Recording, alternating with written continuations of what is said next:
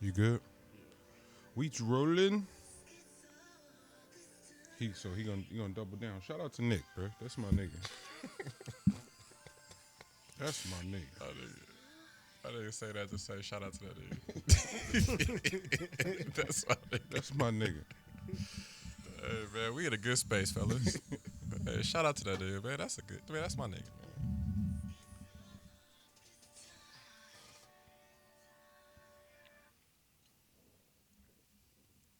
Lex Bub, you got volume over there, big dog?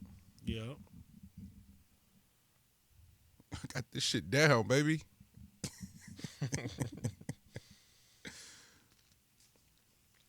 I've been doing good too. This is like week 3 of the no flour cleanse. I feel clear. I miss it though. You said what? So this is like week 3 of Oh, the shit. the no flour cleanse. I miss No it. flour? Yeah, I been fucking with them edibles. Uh, Well, just the one time. I'm off that shit though. I promise you. after After that the first first day? night, Oh my god. Hey, y'all niggas, man. I gotta tell you, cause I know what edibles do to me. I know what smoking period does to me, so I'm like, no, I can't do it, cause I don't like being in my head that much. Like love that already be shit. thinking, but I can't be like that. I love weed. So the weed puts you in you be in your thoughts. Yeah, yeah. The edibles put you in a whole nother fucking universe. Yeah, no, the edibles is That's- like you having an outer body experience. Like you just looking at yourself, just sit there. And I be like, because that shit was hella funny. Because I was trying to talk with Poe, and then Poe was just like, nah, not today. Not today. And I'm like, Poe, but this is my moment though, because like now you can't even talk shit back to me. So I'm about to just keep it going. But he mustered up. No, not today. No, that nigga, hey. Poe has another part to him that just like bites right through some shit to be like, bro, Facts. no, you ain't about to get at me though. Nope. Get at It me. ain't gonna happen. Gotta admire it. Lex Bub, you good? Yeah. Hey, what we gonna do about J.W. Lucas, man? Because he should never be at the work again. He's done. He's done. Okay.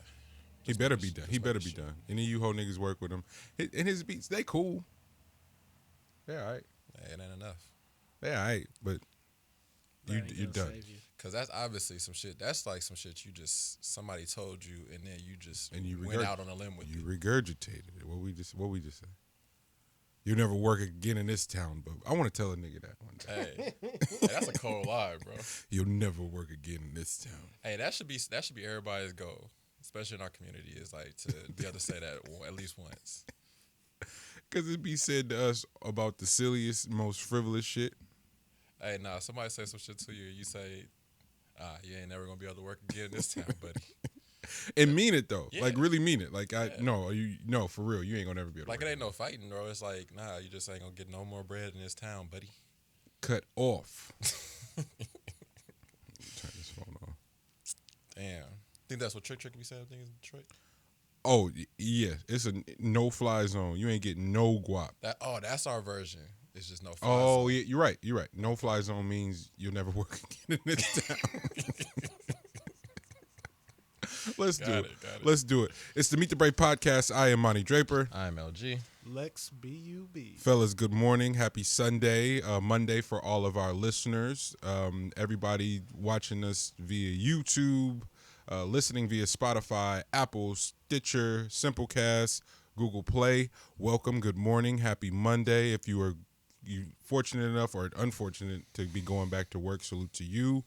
Everybody's still locked down on quarantine with your badass kids and your husband or wife or both that's getting on your nerves. For everybody in entanglements, salute to y'all. Yeah, I think that was a pretty good intro. Did you see that clip on Will? Like, Oh shit, here we go. Hold on. Did you see that clip on Will for the one of the podcasts? I think it might have been Rap Radar, but him talking about him and Jada's situation.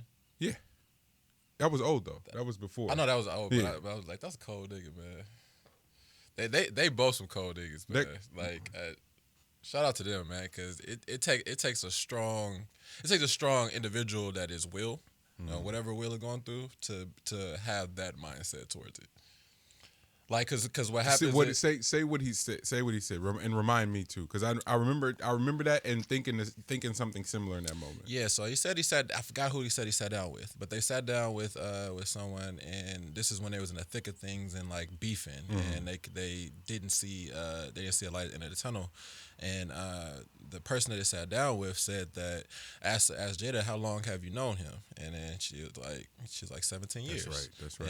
And then she said, oh, you don't even know him yet. You don't know. You have no And idea. then he was like, and they both like released all that tension in their shoulders. It was just like, fuck, like you tell me after 17 years I don't even know him. So like it put them on a different trajectory of like the life partnership thing. Yeah. But it was just cold listening to him, because that means that really is like a thick and thin type of deal. Like, no matter what, this is what we doing.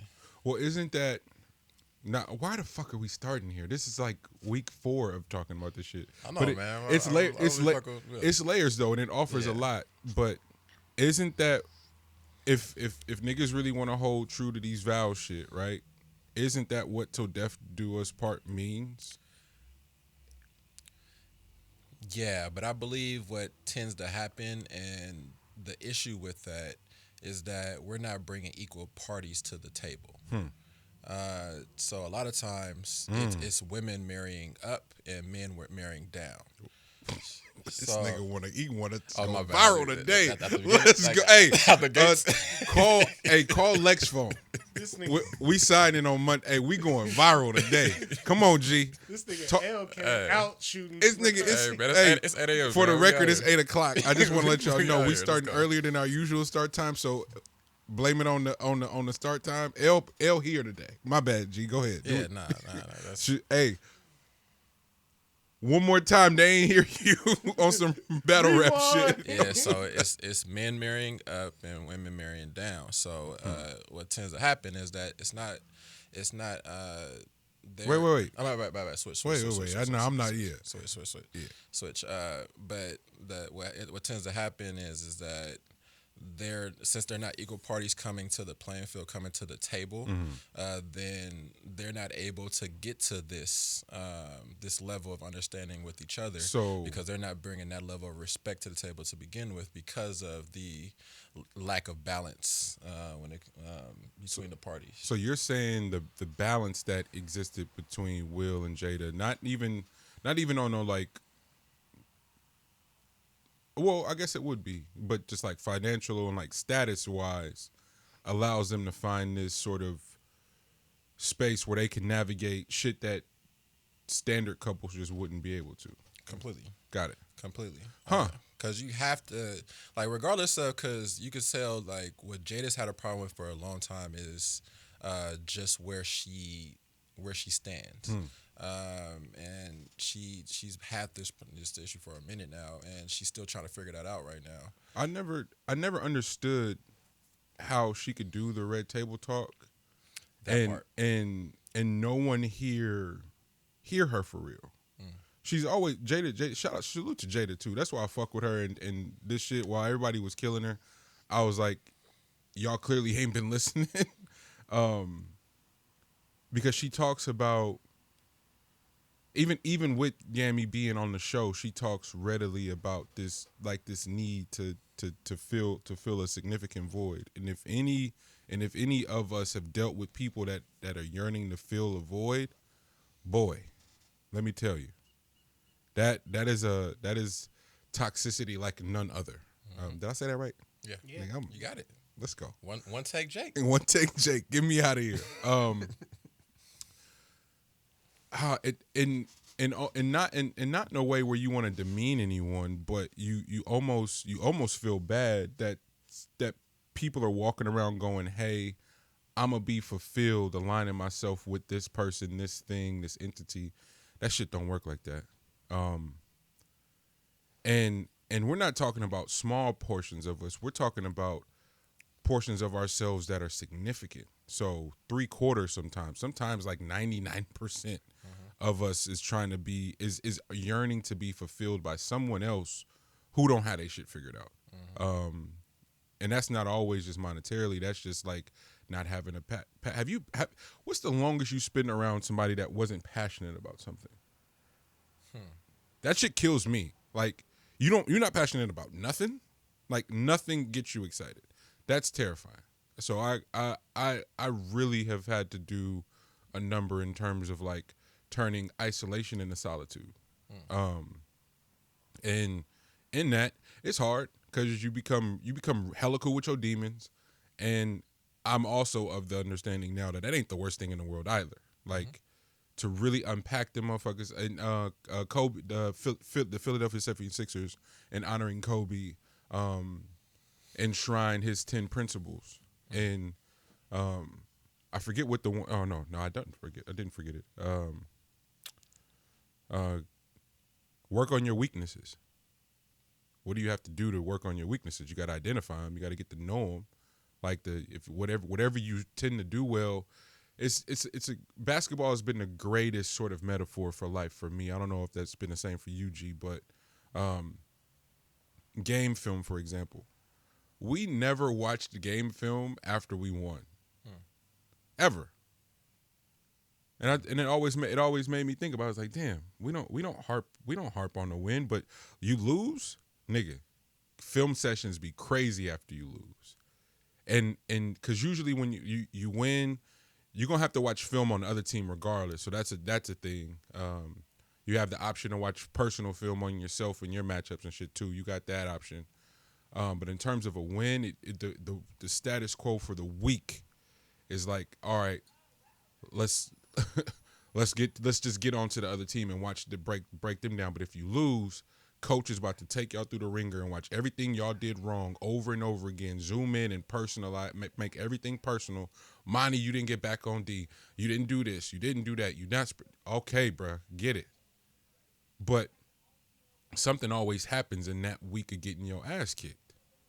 You come out with this crazy chip and this hyper focus on everything you may have not done the week before or the game before. And it's a true metaphor for life, where in relationships, for example, I have a tendency to get mad tunnel vision and not communicate. So it's like, all right, fam, you know what your weaknesses are. Don't make the other person feel crazy for when they point them out. And when you realize you're doing it, immediately stop, pivot, apologize, correct it, and do the right thing. But I don't know how we get in this space of just like wanting to prop up our strengths when we know don't nobody know better than us what our weaknesses are. No one. And so that's that whole demons thing, is like just getting familiar, and it's scary too.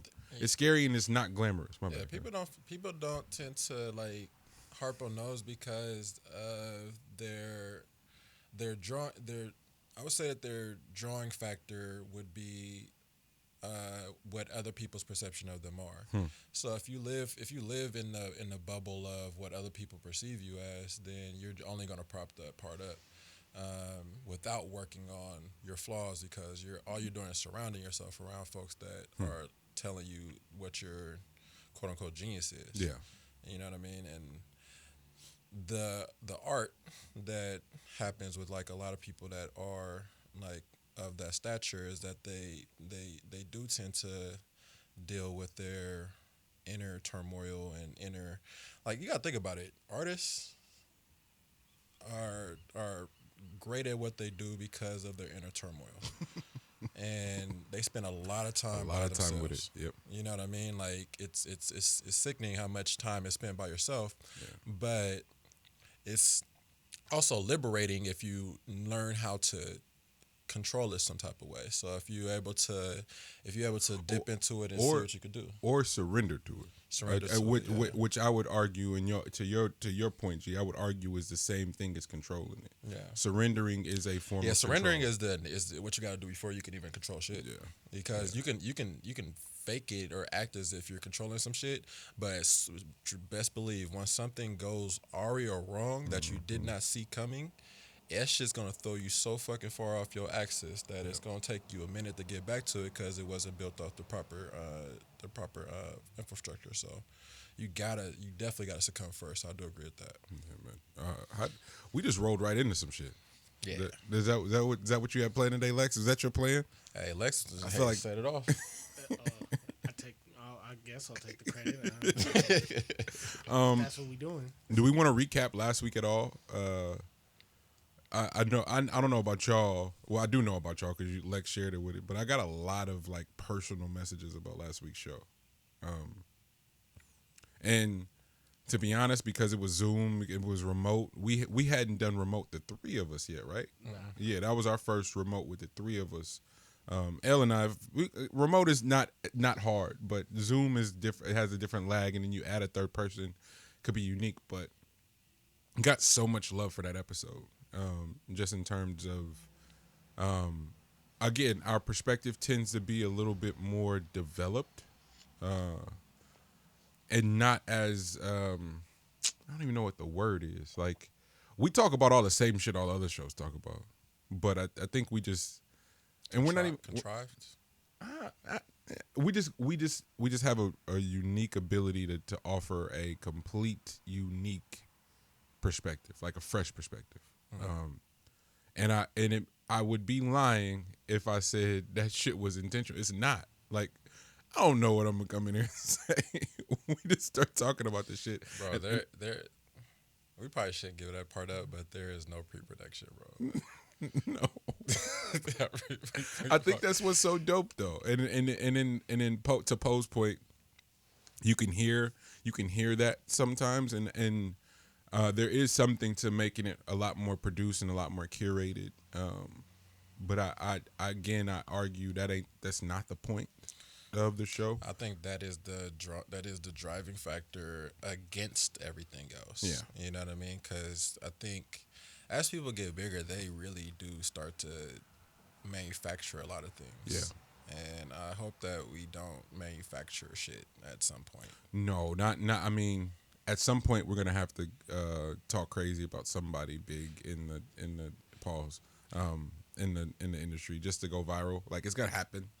I nominate Lex. I did have an idea for viral. A viral moment. You did. Yeah. You want to talk about it? Or you want to save it? We can throw it out there. Let's see. Just throw this idea out there. Okay. Fourth mic. That is extremely right. I'm with you.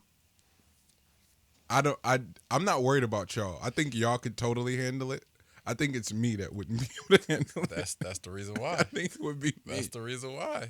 I think it would be. I'm almost certain it would be me, actually. Because I think we need like not giving this guy all the credit for what he does, but we do need a Schultz type personality that is so gung ho on being completely wrong about things. And you use Schultz as an example too. I know you're gonna hate it even more. That's the reason why. That's the reason why the fourth mic has to be that type of personality. Cause I need. It can't just be an all agreement. Pull this part out of Monty. Damn.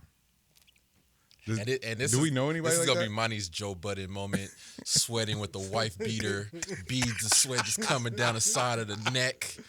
You know what I mean? Like, hey, if we have Monty gonna have his do rag on the Dewey, you know what I mean? But tied to the side though. Exactly. Fed the fuck up. Bro, okay. Flaps out though. Flaps out. I don't mind that idea though. Do you have a person in mind? No, I just thought about that this morning.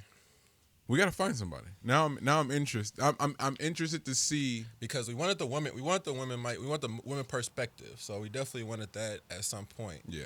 But you don't even mean as you just mean as a moment, as an episode. You don't mean as a reoccurring voice, or you do mean as a. I'd say for a period of time, as long as that person can survive, can make it happen. I think that that person exists around here too. For sure. That person definitely exists. We'll find you. I mean, we're in the most like covert area that you can be in. That's so it's the problem. Be difficult finding that individual because they're just, hiding in some sheep clothing right now, but they're pretending. They're big pretenders and hiding amongst us, but they exist. Yeah. All right, let's probably go to Piedmont. Do some Piedmont traditions. Rockridge. Should we do it? Can I have my moment? Y'all wouldn't. I tried to do it off air, so I didn't have to do it on air. Now y'all wouldn't give me my moment to honor the queen. Go for it. Nah, I'm gonna let this truck pass, man. We're not gonna do this. Yeah, not on her name. Not even the queen. I'm sorry, the king, Jesus.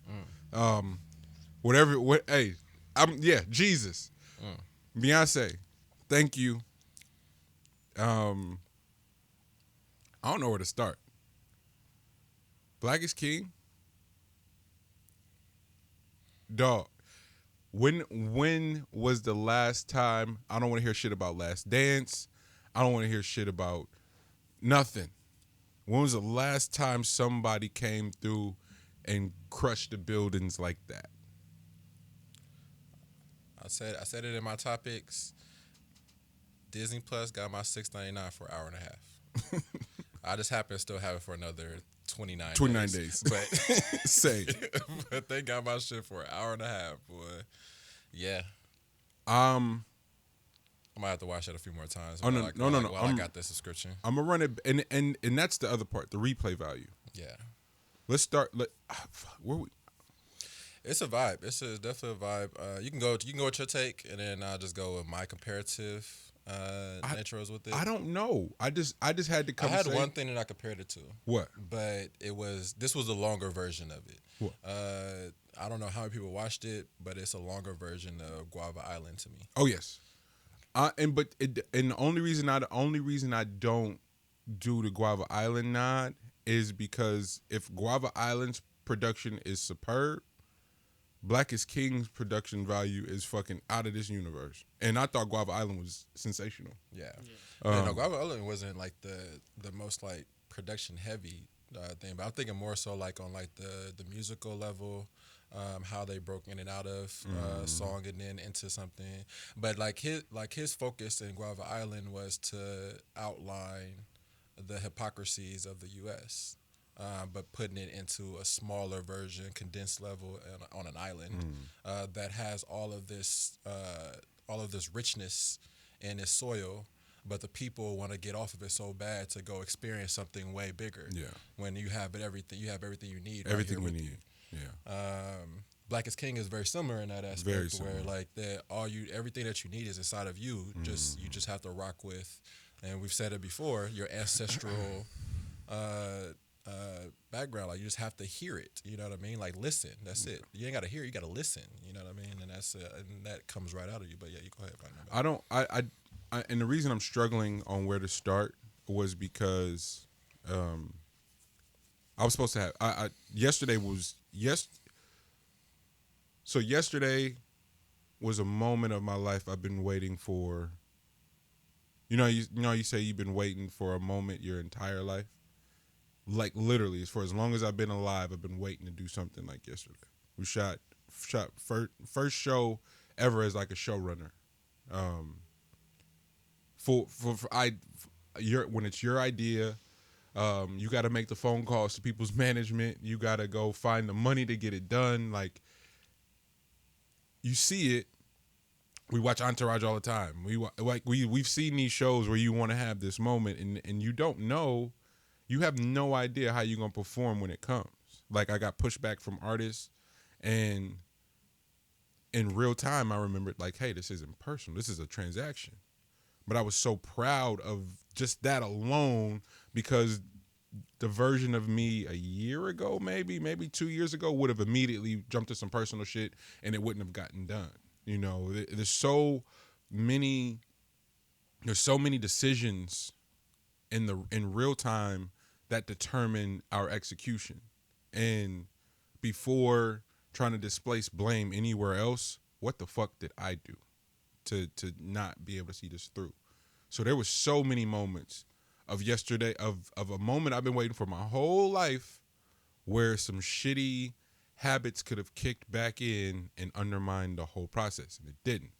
So I'm only pointing that out because of how disposable they, and I use that word intentionally too, how disposable they are trying to make black art and black expression. And the reason that's important to this is because you mentioned Gambino with Guava Island. Issa, I'm gonna go Issa. I'm gonna go Ava DuVernay. I'm gonna go Lena Waithe. The couple that did Black Love, that had their show canceled. Sorry, I'm forgetting their names, but they're really good. They're really good people, really good storytellers. More importantly, and now Beyonce. Not now Beyonce. She's been doing this shit. The Netflix series for the Coachella performance, like just black storytellers that are telling our stories through and through, and showing a portion of us, a long form portion of us that humanizes our experiences in ways that they've never been humanized before and explained before. It takes a really fucking long time to develop, and it's not always glamorous, but what it affords us to come through and do on the back end is unlike anything you've ever seen before. So Gambino with Atlanta, him and Steve, and oh shit, I'm forgetting Asian bruh's name. But them as a trio, as creators and writers and developing that Atlanta series, we've never seen anything like it before. It's not hell bent on CGI and all the fucking effects. It's just storytelling, and it's satire, and it's comedy, and it's drama, and it's romance. It's romance in a human form. To this day, that idea of flipping Justin Bieber into a black person and having him do the exact same wild antics was amazing to me, man. Because brilliant show, brilliant storytelling, and the balls that it takes to do that, to walk into Disney and to get a bag and to negotiate whatever that must have been.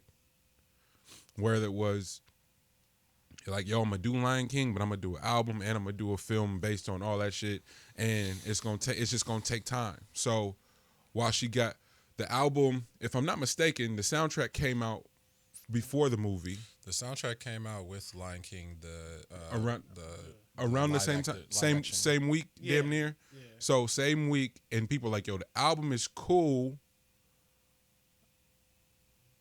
She ain't really kill it in the performance. And then Black is King. So sometimes you got to just let shit build so you understand the whole sort of movement. And that's why I say salute to Gambino, because he was the first one that he would go release a script online, do a silent film, do a short film, then you get the album, and then you got to go see the show to make all the shit make sense. Control. Just control. Control and patience as storytellers. We've never been afforded that as black people, ever. So much so that the people we're speaking for and speaking to don't allow us the space you need to develop an entire sort of concept. And the degree of difficulty to make something as flawless as Black is King, only one person walking this earth could have pulled that shit off. Literally. It's not, they only made one of them. Because it's so hard. The degree of difficulty, y'all, I can't emphasize that shit enough. It's so hard to do. And people are going to go, well, she didn't shoot the camera. She didn't scout the location. She didn't do the makeup. She didn't do the hair. No. But her and her people went to go find the right motherfuckers to execute something to perfection. And before she also has the name factor, and folks don't put enough into that. That people actually they put that against her. Yes, that she has the name factor, but there is only one Beyonce, yep. And only Beyonce can get all of those people on the same accord. You gotta understand, you're working with a bunch of different artists' personalities to make something like that happen. But even before you get to that point, though, and I went back and forth whether or not to do this, but no name, we told you so. We told you to stop. We tried to tell you to stop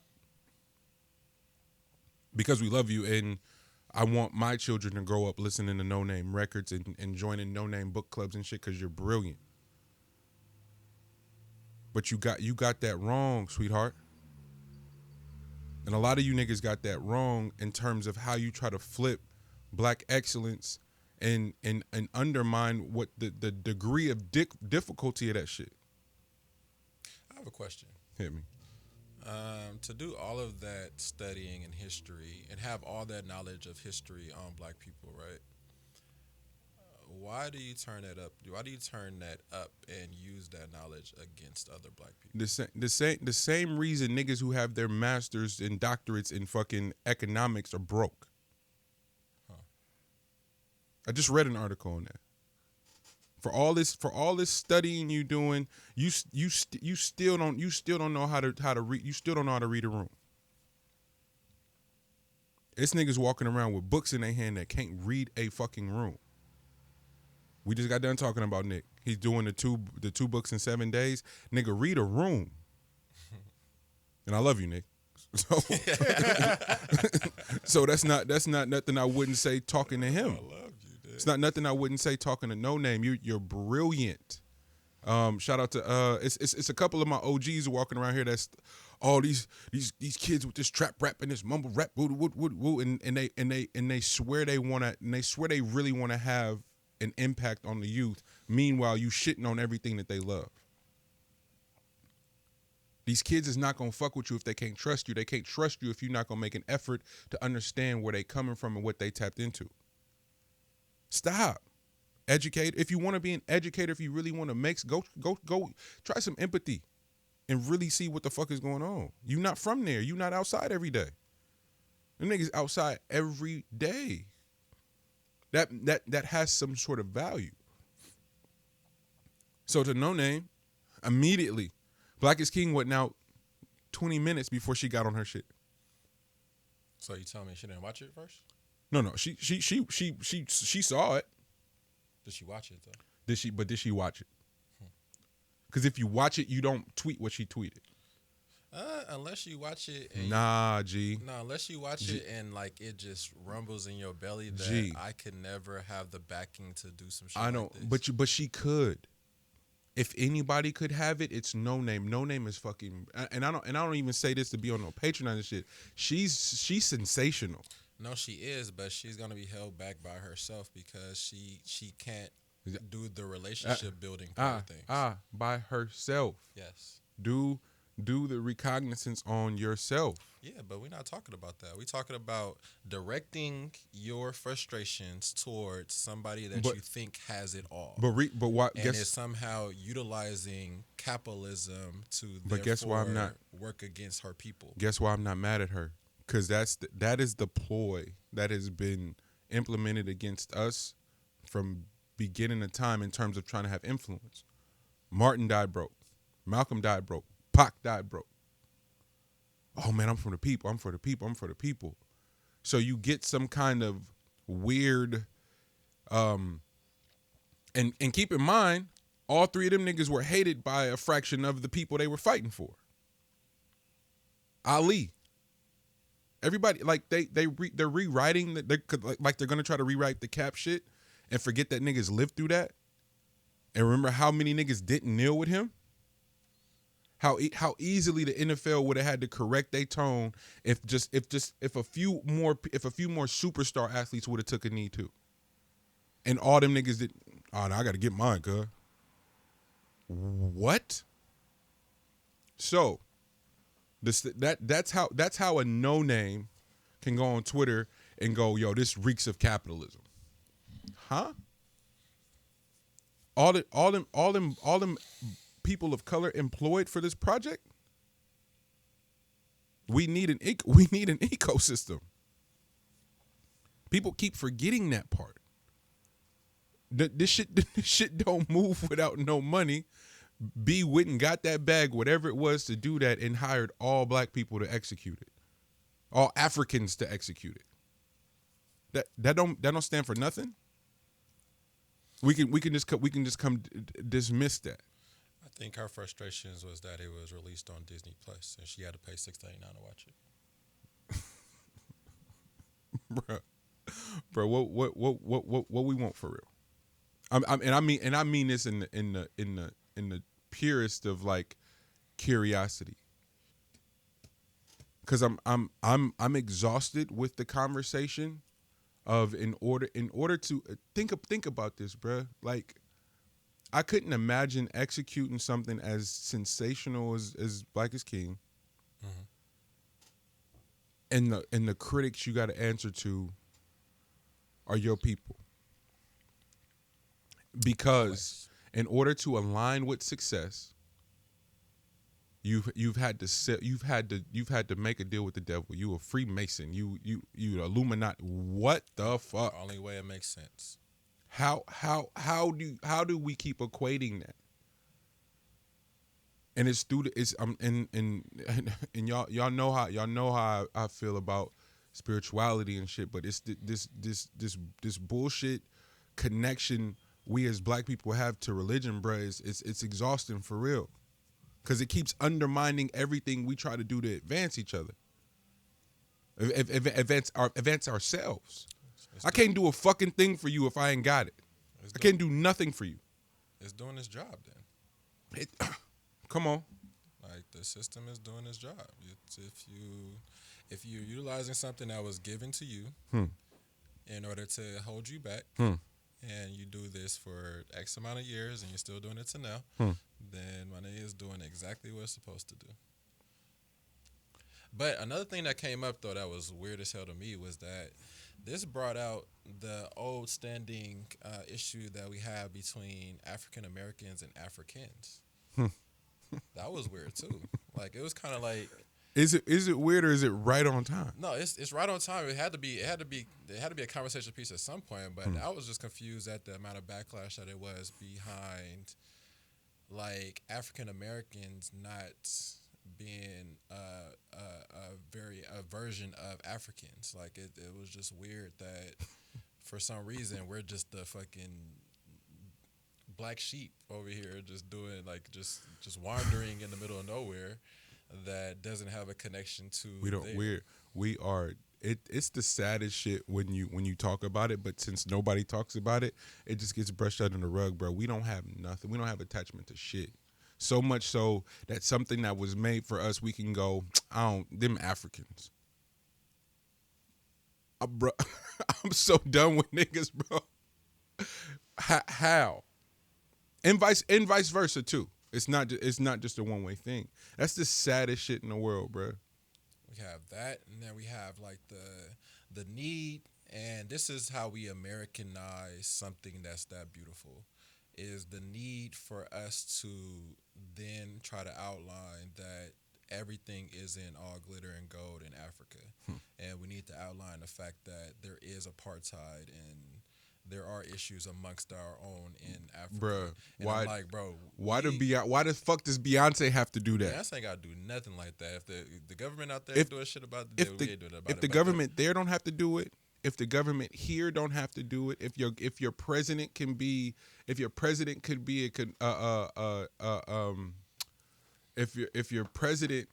have been fighting a rape case in the middle of election, what do you want from celebrities, man? For now, like, I mean that in the whole, like, the shit that rappers and entertainers get held to the fire for, versus your people in selected office in elected office for not doing shit. And I seen somebody, I forget who posted it, but it was just breaking down how Trump been moving since he been in office. He done freed a couple of his niggas. He ain't had no regard for the rules. None of that. And that's when Trump rap sheet is nuts. Yeah, and that's what niggas was almost 4 years now. His rap sheet is nuts, bro. That's what niggas was expecting Obama to do. Hey, bro, get in here. You free everybody, my nigga, and hey, your presidency will have been successful. You know, it's we literally get in somewhere and we know, like, they could take this away at any point. Let's play by the rules type shit. And then somebody like that get in there and go, fuck the rules. And you like, wait a minute. What? Fam can do all of that. And I'm not worried about the outsiders. I'm worried about internally what gets revealed. That's a level of privilege, though. No, 100%. 100%. Just because Trump was able to walk into that White House without any backing whatsoever in politics and just do whatever the fuck he came to mind because you had backing within the White House. Like, and if you didn't, then you just fire them. If Obama would have went in there and fired one individual that was not somebody that he hired, then best believe it'd have been we need to get him out of there, and they would have got him out of there. He'd have been out of there within a year. But the same, trying to do the exact same. But we said thing the as same thing about everybody's been saying Trump would get impeached since the day he got in there. They haven't been able to do it. There's a difference. I hear you, but let's find out. Fuck it. Let's just see. We can't do that with Obama, bro. Let's. I'm sorry. I hear you. I hear you. But I hear you. The one thing that we could not take was Obama not being in the office for 8 years, because that gave us the stepping stones to what's going on right now. What, nigga? A pandemic and a fucking rapist in the office? No, that part. I'm not talking about politics. I'm talking about the rest of the people having the amount of confidence that they have to speak out on the issues that are important to them. This shit would not take place without Obama being in office. This shit dead, bro. For 8 years, bro. This shit dead. It's definitely dead. It's dead. It's definitely dead. So, but at least people are not dying like curdled up in a fucking fetal. Like that's important, because people would have been in the fetal way before this. Like let's see what happens from here on. Yes, people are dead and things are dying, and we don't know how much longer we have here because of the shit that we put into place with this nigga in office. So what? But nah, bro. Erase undermine all 8 of them years. Like fuck it. Too early. Like fuck, that's what I'm. The rebellion, the rebellion, that rebellion is way too early. We in here. What we doing? We needed all those things to happen to get to right now. We needed a fucking global pandemic. What is right now? Huh? What is right now? What is right now is that people cannot leave their homes without getting sick and dying. That's what's happening right now. So we needed that? Yes. Jesus Christ. How the hell do you think that people? How do you think that change is happening right now because of the mistakes on people's backs? I don't see change, bro. Okay. I don't see change. All right. I see shit getting significantly worse. Okay. And that's right. That's right in front of those. But I'm talking about if we do make it past this pandemic, best believe there are minds. Go back.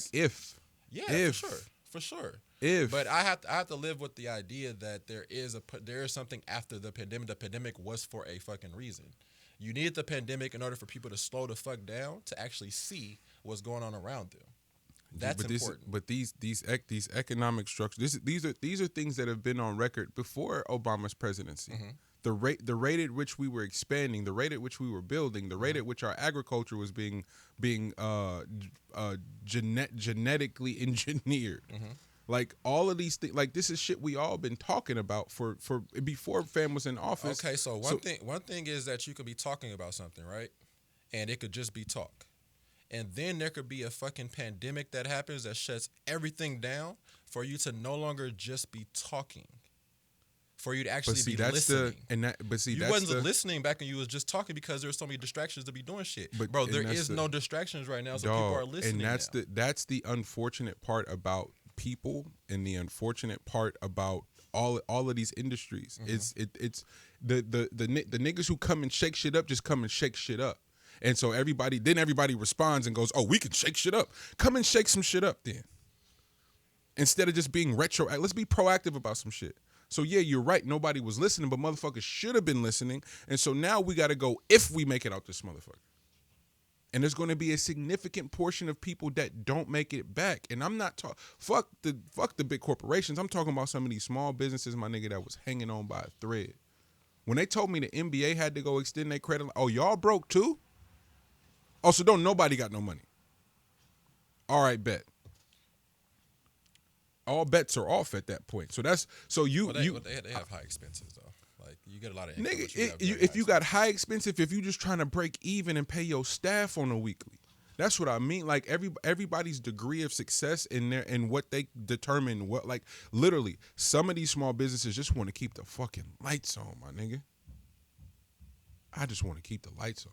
I just want to keep my staff employed and keep the lights on in my business. And as a business owner, I'm going to walk away with no... You know how many homies I know that started a business that didn't pay themselves for 5 years? Just to climb out of it and have this motherfucker shut down? Because we want to play with a goofy celebrity and let that shit fly like dog. Like this we did this. That we did that too. We did that too. That is one. That is one. But it is a form of privilege. Obama shouldn't have done that. I'm literally speaking to, the type of sinister approach we're fighting in terms of white privilege, oppression, racism, systemic racism, all that shit. It's gonna take us. It's gonna take some. Who just want to get sick. Everybody that's like, yo, I don't know if we should do that. Cool. You play second line. All my niggas that's not afraid to get dirty and get some blood on their shoes. Fuck with me, because it's about to get sick. I agree with that now. But back then, we didn't even have our black people together. So, nigga, that should have been on fucking nothing. Hey, That'd have been a rebellious act with about 10 of your niggas. But G, you know what I mean? Like, I got 10 niggas with me, and let's make this thing happen. That's the sad part, though. I'm looking at our dads and what they could have achieved in alignment in partnership with each other, just for the sake of financial freedom. Completely. And that's what I look at. And back to my. It's crazy that it got us back here because we went off on a fucking tangent. But this is back to my point with Beyonce and what they represent in terms of a whole new means of navigating this world. Granted, it's the upper. Everybody can't be that. But in that spectrum, in that realm of ownership and liberation and financial freedom, my nigga, it's a lot for us to get. And so to demean that, to make that disposable or to devalue that, oh, they're in the Illuminati, they're capitalists, they're fam, they black. I don't want to hear none of that shit. You gotta go find somebody else you can sell that to, because I'm not hearing that, fam. My mom did 29 and 7 months at AT&T. They were like, yo, we have the liberty to take your pension. My dad did a 30 clip at Costco, made fat cuz a billionaire, and got what to show 401k that's gonna get taxed. Come on, bro. We got to start having complete different conversations. But their 60 combined years of sacrifice allowed me to think like this on some. Fuck, I'm shooting it out, nigga. Like dead ass. I'm before I go sit in the cubicle, I'm shooting it out. No bullshit. It's on camera too, so you can save that part. Run it and play it in court. And nigga said this is what it was gonna be. I'm not. Hey, what act say, nigga? I got that shit. I'm taking that shit right to the police, nigga. What you mean? Hey, gee, he said that shit. He said, and he repeated it though, bro.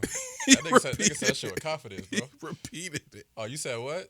I'm sending that shit right to the police. Niggas be incriminating themselves. I'm like, bro, no. Don't say that with your chest out now. No. My nigga, you say that and go hide, bro. Like, say that shit behind a wall, my nigga, so you can just say that somebody else use your voice. Best friend 6ix9ine. What? You made that shit cool for him? Exactly. God damn. Gave him the pass. God damn. The other thing I was gonna say, especially with the Disney Plus thing, is I always wonder Disney Plus is made for kids, correct? Yes. And so you would think like I would say kids and our generation specifically. Yeah, because but- Disney Channel means something. Like we're the golden area of the Disney Channel.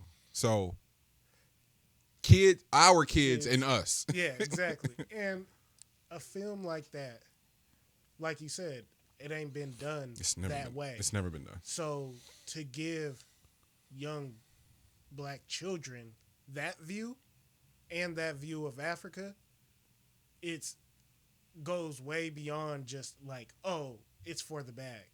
Because like for my 6-year-old daughter to see that and that image and then tell me before she forced me to rewatch it again to tell me when we going to Africa. It's amazing. Yeah. It's like, damn. It's like planting that seed of growth within the youngest and the youth so that they know that this is where we are. This is really what we Because think about the image we grew up with Africa. BET would play those for 15 cents a day. You could have, like, I don't want to go there. Like, Exactly. Shit, in a generation before, then they was cutting people's feet off. bro. exactly. Like, So, that was a TV special that they did the roots on. bro, Bro. literally, And for they would show it every multiple year. generations, the imagery of Africa was some terrifying shit. Now the kids get to see fucking Black Panther and Shit, all the way up to what was that? 4 years ago, they were still doing 12 Years a Slave. when was They Hotel doing- Rwanda? Huh? Hotel Rwanda. Hotel Rwanda, yeah, that was about 10. Yo, Bro, yeah. yo. You know what I'm So that's a really good point. But even if it was for the bag, why is it only offensive when we go get the bag? Why can't it be? That two should never be things? offensive. Like they've ingrained it in us so much not to have shit that we look at each other crazy when we go get a bag. Get fuck out of my pockets. And I'm about to hire all black people too. Are you crazy? Look, listen to how sick that is. One of ours go get the bag. Oh, you did that for the bag.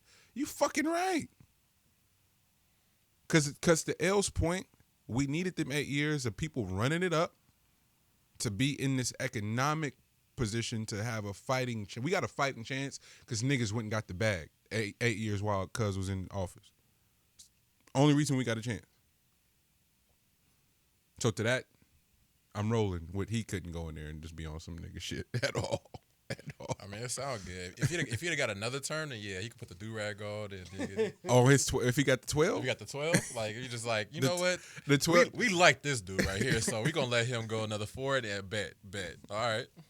Now we in there. Shout out to the Obamas, man. Michelle launched her podcast last week too, and her first guest was Barack. So salute to them. It's lit. You hating on that podcast too? No, nope. not I don't even have an analysis. Shout He's out like, to I ain't going viral that way. Cousin Terry. What we doing? Oh my god. Wait, both of y'all don't want to talk about Cousin Terry? I had that day down, but I wasn't about to.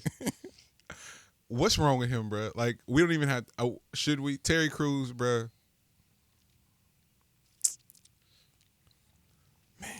You see how it got so quiet right there? I don't. Cause what are you supposed to say? Because it low key hurt now. You know what I mean? And Like he knows. He knows it. He knows it does. like it's just like, bro, just go away. How do we get him to go away? That's a big ass. He ain't dude, going so nowhere. we just got to figure out how to get him to go away, bro. He ain't going nowhere. Niggas got to stop watching Brooklyn Nine-Nine though, for sure. He on Brooklyn Nine-Nine? What the fuck is Well, that? you doing your part. You doing your part. You didn't even know. Bro, what is that? So you gonna start watching Friday After Next? Can we talk about I that haven't though? seen Friday After Next in a minute. In the pantheon of the Fridays, I did how see do they that rank? she's 41 now. She still looks amazing. Who? The, Money Mike's girl? yeah, Money Mike's girl. Yo, she was bad. Then oh my. So, can we rank the Fridays real quick, just because we here? I'm going with Friday always. Number one, the first one is number one. It's not even close. Yes. And Nobody- then I gotta go after next. Over next Friday? Yeah. Damn. Next Friday was. Nah. You know what? Next Friday. Niggas be hating on I'm next trying to Friday. think I of really like quotables, next man. Friday. I'm trying to think of quotables. Next Friday might be. Look at my roof. Look at my roof. My Yeah, favorite you're part right, is he's you're like, try that. It's good. It's good. Yeah, no, man. You can taste it too. Taste it. Taste it. Bro, he shook her in that parking lot. All right, Bruh. next Friday. Next Friday go Because- crazy. Thank God Pinky- it's Friday. Bro, that man shook Pinky- the fuck out of Baby Bro, D. Pinky in the record shop is like, Damn. And you the know way- what? I ain't seen next Friday in a minute. I gotta go watch that. But yeah, I'm Had to go. bring him back. 1, 2. It's 1, 2, 3 for me. it's 1, 2, 3. It's 1, 2, It's 3. 1, 2, 3. Friday after next is cool. Friday After Next got weak after they were chasing him at the end. That's But what all the way up to the party though, that shit was pretty funny. And Because that whole holy moly donut shop shit. the comedian that plays him, it's the introduction of Cat Williams. And you think about the Friday series too. So they break Chris Tucker, then they break Mike Epps, and then they break Cat, Yeah, Cat Williams. and Terry Cuz now. Jeez. Yeah. Yeah, no, Cube was on one. So we're not gonna talk about Terry Crews. We just Yeah, gonna we random just talk about all topics around around. Terry. we all the way to ranking 3 movies. What did he? Okay, so Terry Crews tweeted an acronym for the word coon. Yes. I do not remember what it was. Me neither, and I don't care. I was just more so looking at the The fact that he did it. the fact that he did it, because I was like, bro, how far you gotta go to try to be right, and that you out here doing acronyms? How hurt do you have to be sitting? Because when and I want to imagine that he did that. His wife was driving, and he was just looking out the window. Monty, you keep talking about his wife, bro. He ain't got no wife no more. She not with him? Bro, she leaving that nigga. Because of all this shit? Before this. So he hurt for real. Yeah, he really. Why ain't nobody been sick? Oh, I didn't know that. Terry, I'm sorry, bro. I didn't know you was in there going through it. Nah, that ain't it. That's it.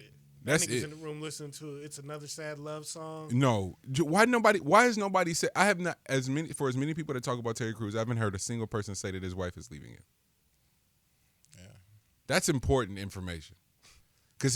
So I imagine he wrote that tweet. Broke him? Think that broke him? Yeah. What?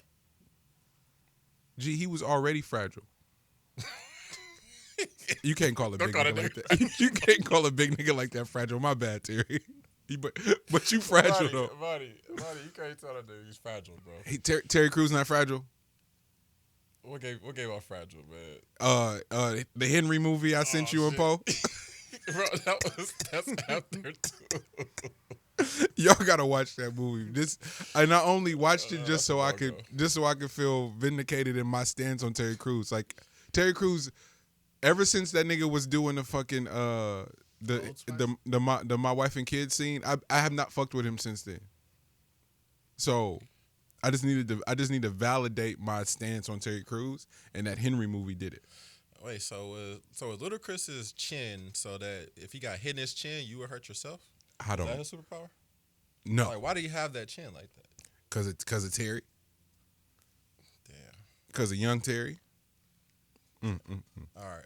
Yeah, no, I can't speak. I put that on the topics, but then as time went on throughout the now week, you regret it. That was at the top of the week. So as time went on, I was just like, all right, I'm done with you, Terry. All right, so we not fucking. None of us fucking with Terry. Nah, I can't. Logic is out here. He out here, and I've listened to his press runs. I've listened to the record. The record is still good. I'm not pivoting away from that. I ain't listening to that shit. But bruh's still clueless. He's still clueless. This man Logic. I was like, damn, how was Logic a rapper in the first place? Because Cause of y'all. Nah, bro. Cause of y'all. Y'all did it. Nah, because I get it. You're artists, and who was that? Was that Jay? Was like, I'm sensitive about my shit. Yeah, I'm a rapper. I'm sensitive about my shit. Something like that. Who was that? Who said that? Erica Jay. They all say that. Beyonce. They all. All right. So I get that part, but this nigga talking about the things that Joe spews and shit. That's the reason why niggas is depressed and want to kill themselves and stuff like that. And I'm like, I don't think that's a topic you're supposed to be like just throwing out there all willy nilly. But he made 1-800. Huh? But he made 1-800. Bro, that was Jonah Lucas song that he took from him. But y'all let him get it off. Y'all who? Y'all. You and Lex. Hey, don't throw my Specifically, y'all. Y'all let him get it off.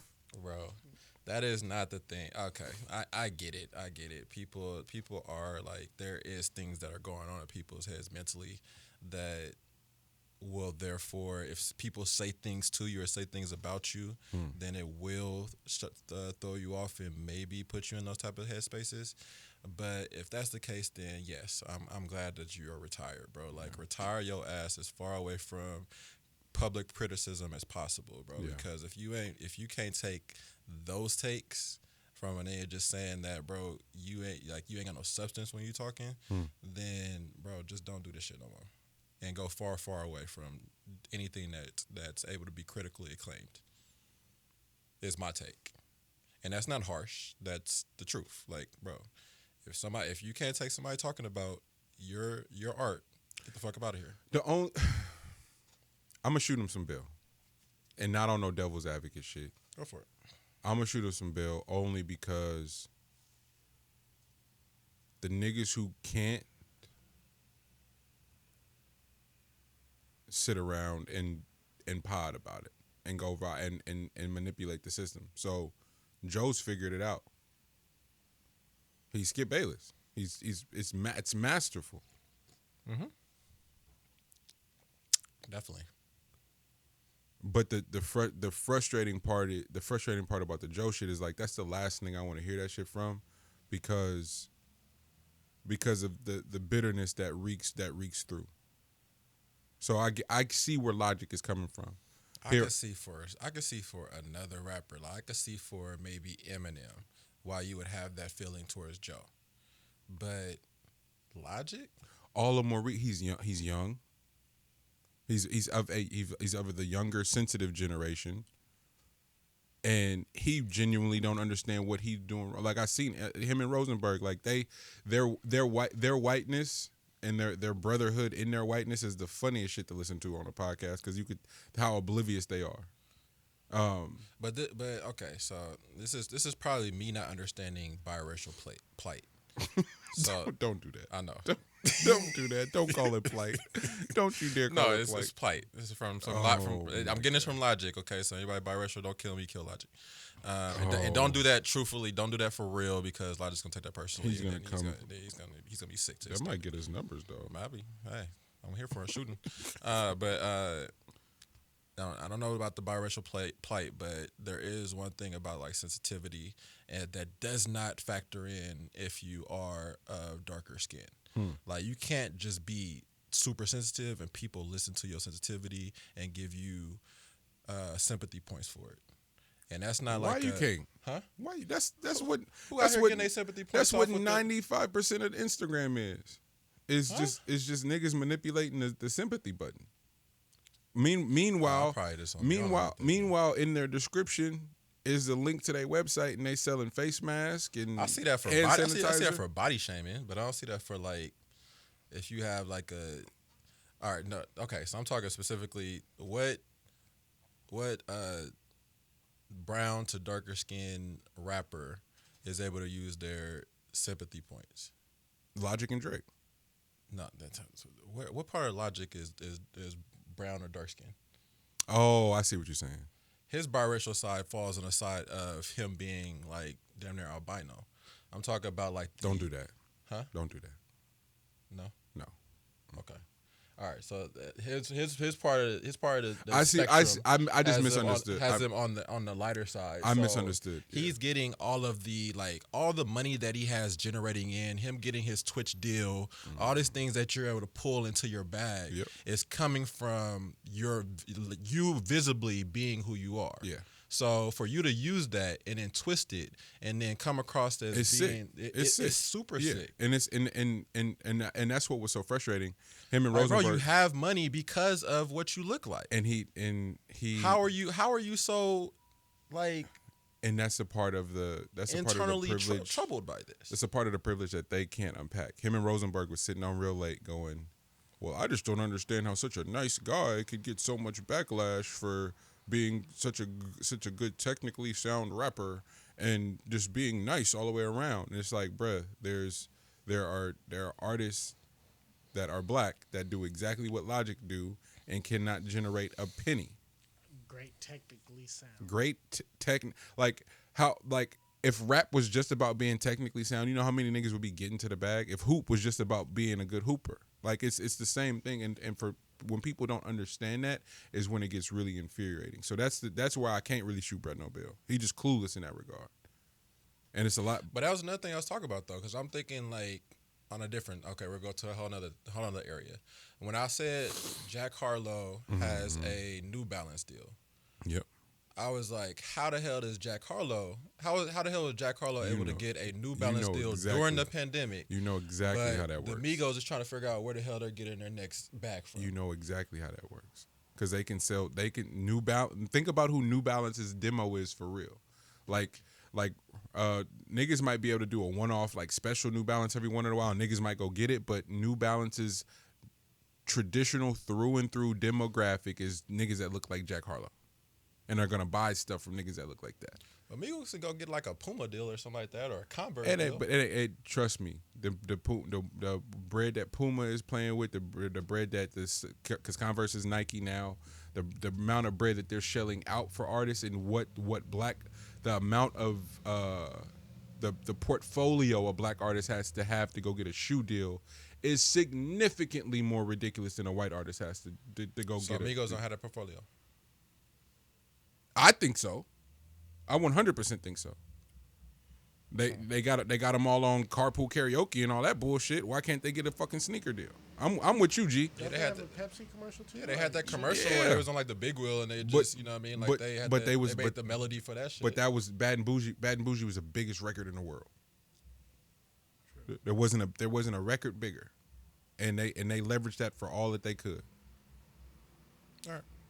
And now they're sitting around trying to figure out where the hell their money is. It's sad, bro. This is back to our fucking empowerment Beyonce ownership point, bro. Like we have to completely reimagine what ownership looks like. And it's going to mean taking some L's on the front end, but in the long run, what you're able to generate, how you're able to negotiate those deals, and who you're able to hire is the fucking trick. It's a really long game. It's a long process. I was trying to unpack yesterday. I'm 31. Literally, what we did yesterday, I've been dreaming about my whole life. It's a long fucking commitment to something, and it's just the beginning.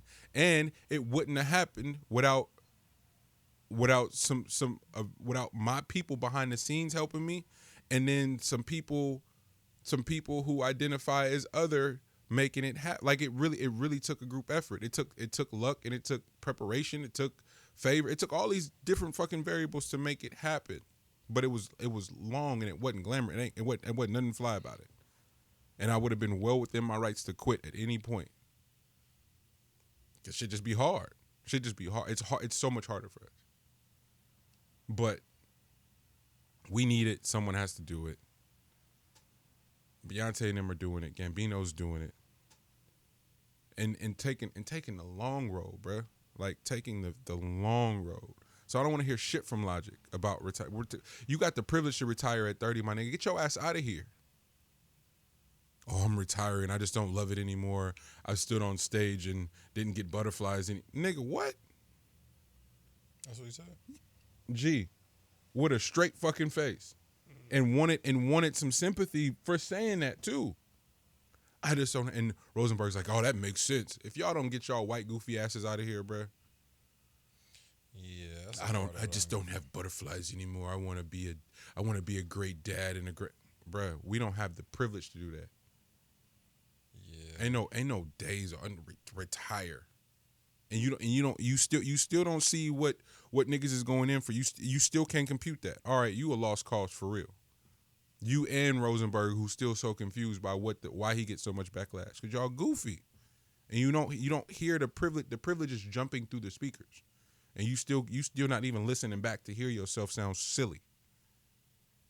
And talk about your privilege in a space where people that look like you, that dominate the shit and are excellent, have to work 10 times as hard as you do to not only to get there, but to sustain it. And they don't even talk about elevating to surpass that. So I don't have no empathy for bruh. I'm sorry. The record's still cool though.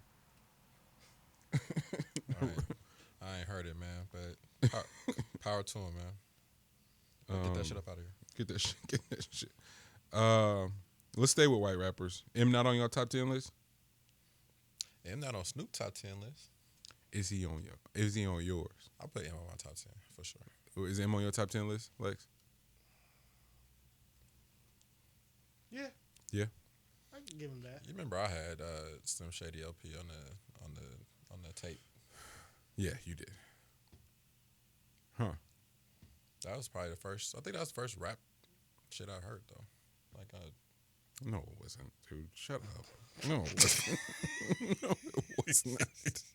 And Lex is gonna let you get that off. That might have been my introductory to rap. No, it was not. Nah, I was just waiting. It totally was not. That's crazy. Fam was gonna really try to get that off, and it was gonna live. Like, well, man, you know, it might be. My nigga said No, it was not. Your dad. I'm gonna put Unc up there with one of the greatest music collections to ever exist. From '88 to before that, because all his records and shit. So I'm gonna put your dad in there with one of the greatest record collections that stopped at right around like 2004, maybe 2003 actually, because I just found out that Jagged Edge where the party at was 2001 and I almost flipped. 2000 that was where the party at was 2001. I know it's a random song. I wanted to know. That's because Monty was doing that dance and all the formals. Hey, have we told this Spokane story on air? What's that? Oh, you dancing in the Dancing in the room. Nah, have you heard that story? Like, so, I'm 17, going on 18. No, I might have been 18 by then, actually. Yeah, because it was the summer going into freshman year of college. You see, I was trying to preface with the. I was the age. You got to put the age out there so niggas don't judge you for real. I might have told this story on air before, but no, not that one. Elle had a young lady friend, and her friend come through. Oh no. The lady friend came through, and she's like, "Oh, your cousin hella cool. I'll bring my partner. You got to do the buffering stage." She's like, "Oh, your cousin, so I'll bring partner through next time." So they come through, and we just chilling. She's like, "Man, I want to dance." I'm like, "For real, word?" And shout out to P.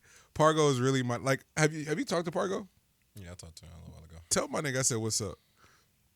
Pargo's computer had everything on it, and Pargo's such a real nigga. He was like, "Yo, give Monty the password to the shit so he can get in. You know, do his thing." So I'm on everything. I don't even want to put this on air. But when I talk to P, I got to thank him for putting me on. He put me on a legend. I'm leaving it at that. Fuck. You're already out there now, bro.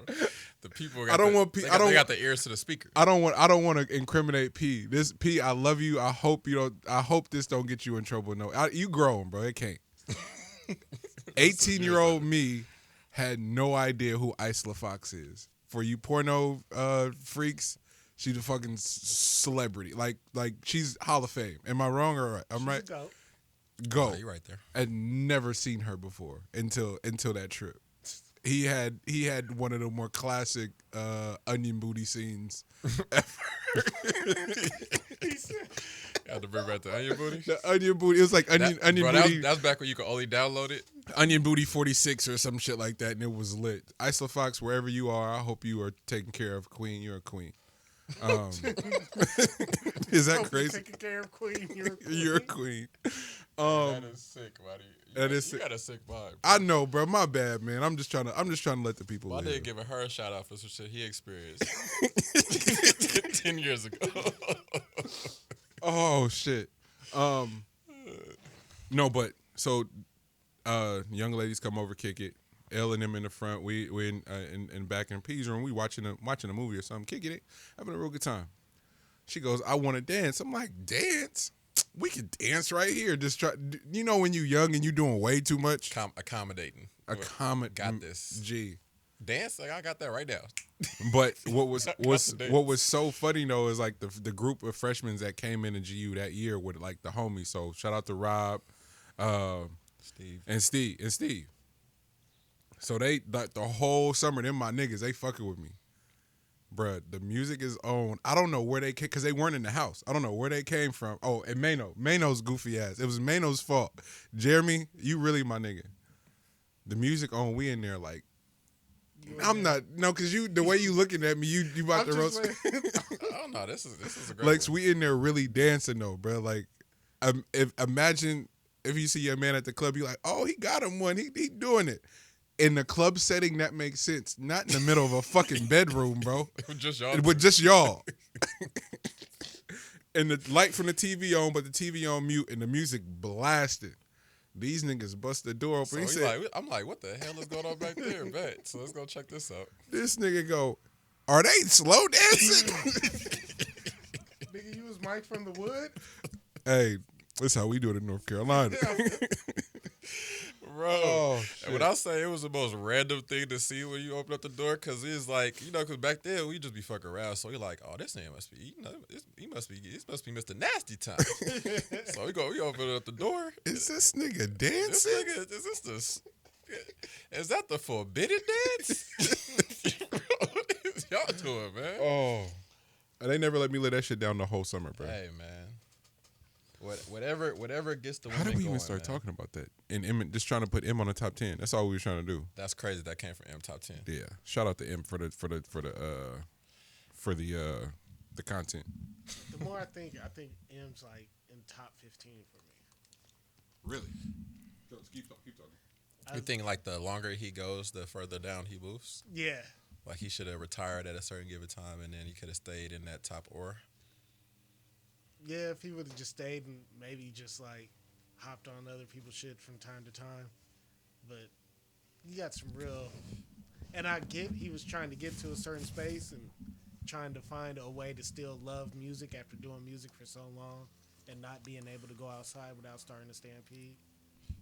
But It'll definitely be different. He'll be viewed different if he still had what's bruh from Proof? Proof. If he still had Proof, it'll be a lot different on how we view M now.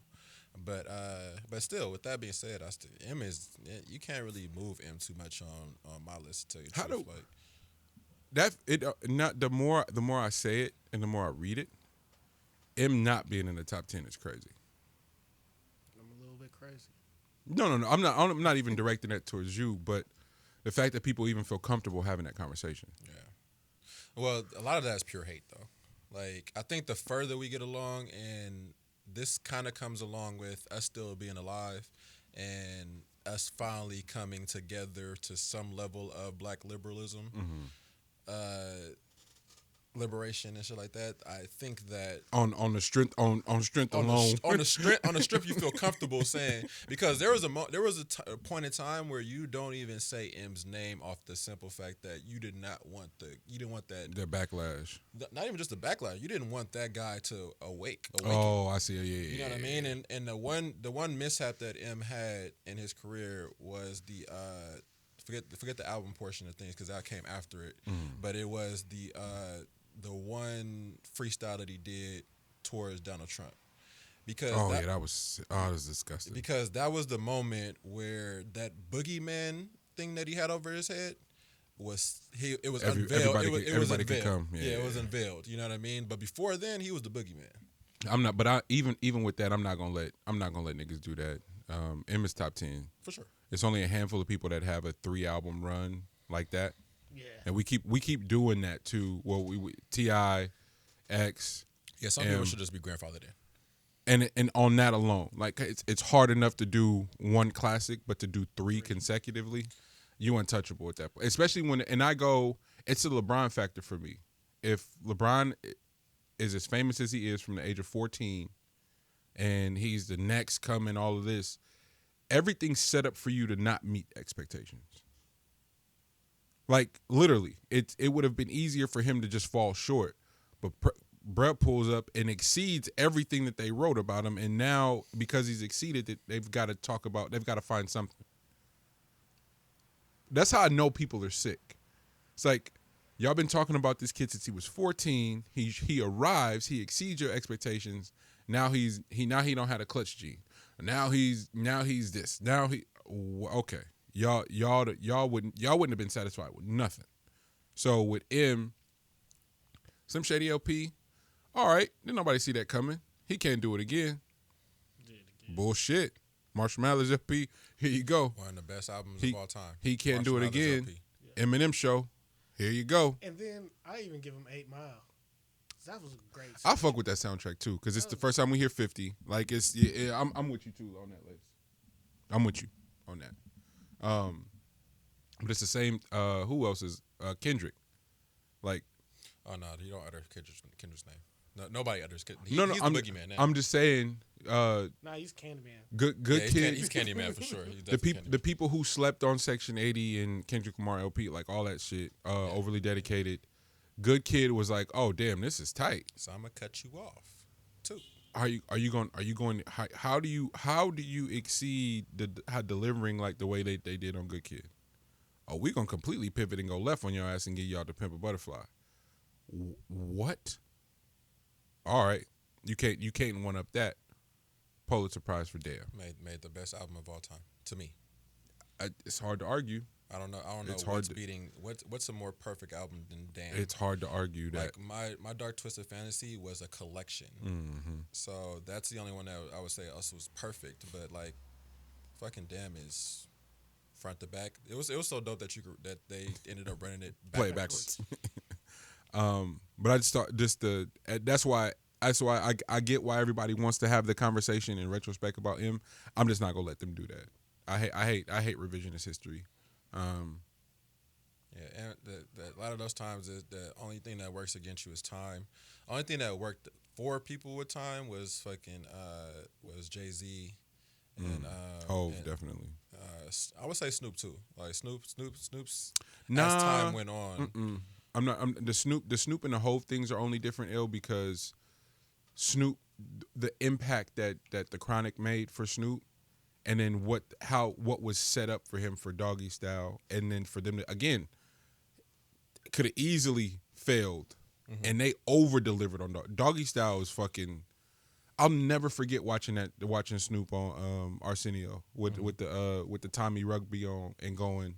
I ain't never seen no shit like that before. Like literally me, moms and pops sitting up hella late watching Arsenio, and my eyes like the cartoon of the kid where it being brainwashed shit.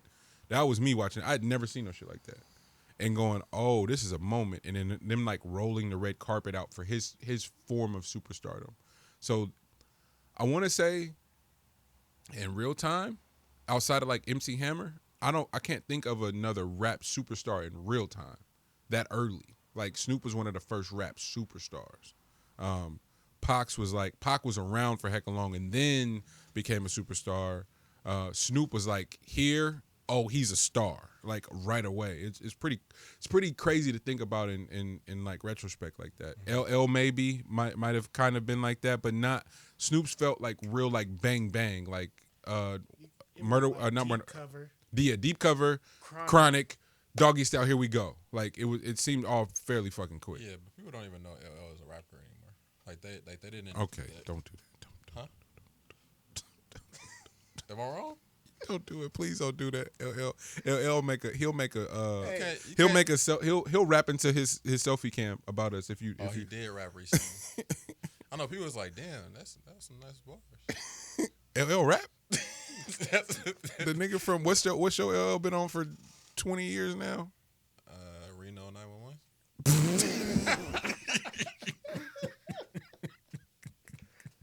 Gee. I don't know what L ate for breakfast. He came in here on pure bullshit. This nigga ate just ammo and came out shooting. LL on Reno 911. LL, you one of the greatest rappers of all time. I don't know what my man talking about. Oh no, LL, I fuck with your performance on Deep Blue Sea. That was my shit. Oh, this thing here you go. And Halloween H2O. That one too. And I still give him Any Given Sunday. Any given Sunday too. He was going crazy in Any Given Sunday. Yep. So I definitely know. I know a lot about you, bro. Hey, do you think he auditioned for the Deep Blue Sea role? Nah. You think he just got that? Yeah, I think he walked on as the chef. Nah. He had the audition. Did he want Sam's part? And they was like, "We got Sam." And he was like, "Oh, if y'all got Sam, I could play the chef." Bro, there's nobody in the world that could play Sam's part. Nigga, that speech he gave before he got ate by that shark, bro. He was going nobody else in. that could get that shit. He was going in. We are not gonna fight anymore. And he was defending the sharks though. That's what was crazy. Yeah. Like he was like trying to make a point that like we need to leave the sharks alone. And it's bad. And the shark jumped out the water to eat this nigga. Yep. Why does he always get ate by animals? A fucking shark ate me. There's that's somebody's career that we gotta talk about at some point because there is nobody else on that same road as him. Not even Morgan Freeman. No. Sam is in a class all his own. Nigga said he was doing crack and all kind of shit and like bounce back. Like that's a full life. Yeah. I do want to know though. Do y'all know when Samuel and Morgan Freeman started? We can find that out. And then like what age they started at, and what age are they now? So is school? Are we calling School Days Sam's first? I think School Days was his first movie because before that he was doing hella plays. If my mom, Oh, he did grow up in the Broadway spectrum, man. Yeah. Yeah, got you.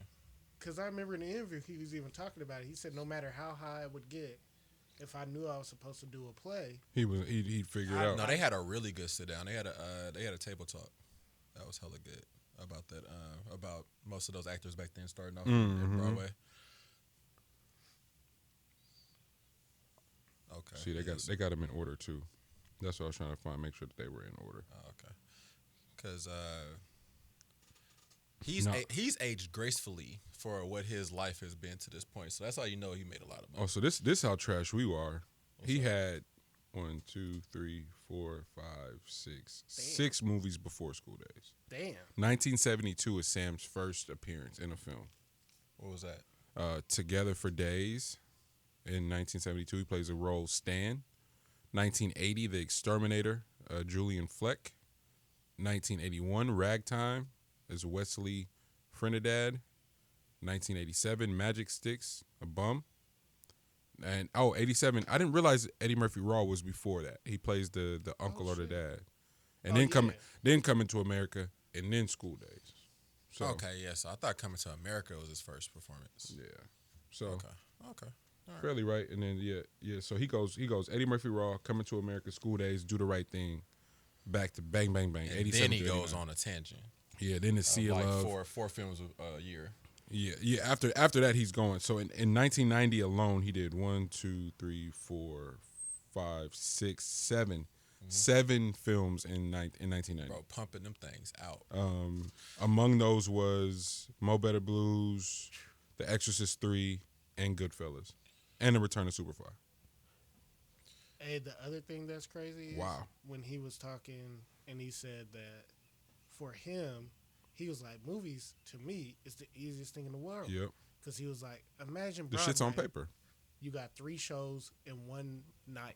and you got to memorize the shit. Yeah, all those lines where he said at a movie, he said, you work for about 1 hour and then you just sitting there chilling in your trailer. And then they call you eating again. His mindset but you see it. So Oh no, he definitely saw the lick. 90 he did 7 films. In 93 he did 1, 2, 3, 4, 5. He did 5 in 93. 94 he did 1, 2, 3, 4, 5, 6, 7 in 94. 95 he did. So he's averaging that 4 to 5 films a year. That makes sense. That makes sense. From coming from Broadway. Yeah. from 89 to now, bruh. He's not stopped at 2010 he did 5.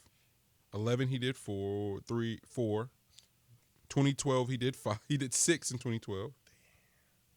He's maintained it. Like since he's got in, he's maintained it. I've seen it. I've definitely seen it, and it's cool. It's cool once you know like what your sticker is too. Like what's your bottom line that you're going to be making. You know, and then from there it can fluctuate or whatever. But what's the lowest that you can make on any given thing? Because for Samuel, his presence alone in a film makes it something different. So as long as he pops his head into something, then he should be getting his sticker. I was thinking about that about what's name about Daniel Radcliffe, bro. Like I keep seeing his films just pop up. That's a good name. Huh? Daniel Radcliffe. Yeah, Daniel Radcliffe. I just keep seeing his name pop up on like Amazon movies or something like that. And like it's just like he did something in 1999, 2019, 2020. He had just one just came out or whatever, and no promo. It's just Daniel Radcliffe hella big on it, and him doing something. You know what I mean? And like it's just like, oh shit, that all came from just being Harry Potter. So like, oh, I got Harry Potter in a film of an idea that I did, and I get my sticker, and y'all can, and they'd be good. They'd be all around like something decent. But a lot of, especially those cats that come from theater and come from Broadway, like they get in the industry and they go, oh, okay, and their ability to storytell and develop characters and stuff allows them to transition into producing and writing and shit a lot easier. Jason Bateman just being around for so long, you could see his gene. Like Ozark is just fucking brilliant, and then him doing the what's the HBO series he did? Oh, that shit was so good. What was that? It's the book. It's the fucking The Outsiders. yeah. Like he bodied that shit. Like I can't like if they got to do another season with the with the black lead like stepping into her lead because she don't appear for the first 4 episodes or whatever, you know. But how the fuck do we start talking about this? That's still off of M, and I'll be on our top 10. Jeez, thanks, M. Appreciate you, M. I don't know. I had no idea how we got there. Somehow M turned into Samuel Jackson talk, which led to Daniel Radcliffe. So It makes sense. How do y'all do? How do y'all deal with there being a problem arising in a group setting, and members of said group more inclined to harp on the problem as opposed to like talk solutions? How do y'all deal with that? Say it one more time. So we're in a group. We're in a group, and we put in the group chat, yo, such and such happened today. Oh damn, man, that's fucked up. And we go on a tangent about what happened. Meanwhile, one of us is like, so what's the solution? Oh, man, that's my problem to this day, bro. That's the reason why I cut my own hair, because I can't do that shit at barbershops. Bro, that's real life, my nigga. I cannot sit down with people and just talk about something. Yeah.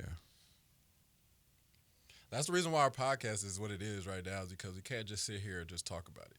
Damn. Like, we just go on tangents about solutions that we come up in our heads on why that shit works. That's for a good us. point. We did just jump all over. We did Samuel Jackson. Bro, does 7 we movies have a to year. finish that. We have to finish that before we get on from that problem. You know what I mean? Like, we can't just be sitting here talking about things and there not being like any thorough analysis or solutions about it. I'm finding myself struggling more and more by the day, engaging in conversations that harp on what isn't. Oh, I won't. I've made so much progress and have had so much success going. All right, so how do we problem solve? Do y'all remember when y'all parents got their first stereo? Was that a big deal in y'all house? I don't.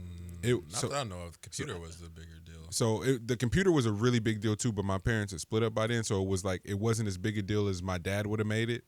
Wow. The stereo was like this sign of like they made it for real. So the fucking Circuit City news thing would come every week, and he would circle it, and now we're gonna get this one. It's gonna have this. It's gonna get that. And then finally the day came when we got it. We all loaded up in the van and we drove to Circuit City and we walked around and he tried it out, and they actually tested it with Bone Thugs. The one that had East 99. not East 1999. Which one had Crossroads on it? East 99. It really? Okay, so it was East 1999. In fucking Circuit City, the dude opened it off the shelf. He was like, "You want?" He's like, "Man, I got you." Like, opened it off the shelf and turned that shit up on full blast at fucking Circuit City in like Fairfield or something wild like that. Blasted. My dad's like, "Yeah, this the one." Got that shit to the house. Ran additional speakers, so the house was like, this was before they was putting This speakers. When I had into that loft up top. Yep. And I probably gave him about a good month with it before my black ass went up there with a screwdriver, and I just had to know how it worked. It took that bitch apart. Gee, took the stereo apart. My nigga came home like, what? I just had to know where the sound was coming from. I just had to know.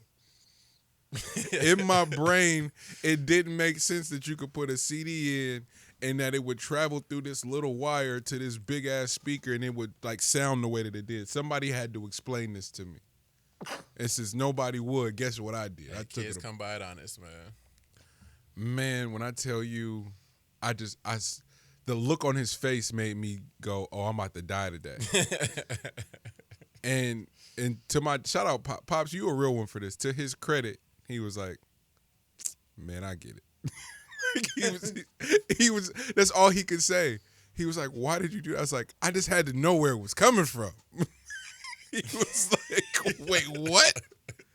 I was like, "Bro, I just had to know." It sound motherfucking the Dead President soundtrack sounds so. I had never heard nothing like that, and that was his favorite thing to listen to, bro. When if you want me to stay, that shit comes on, and I don't care where you are.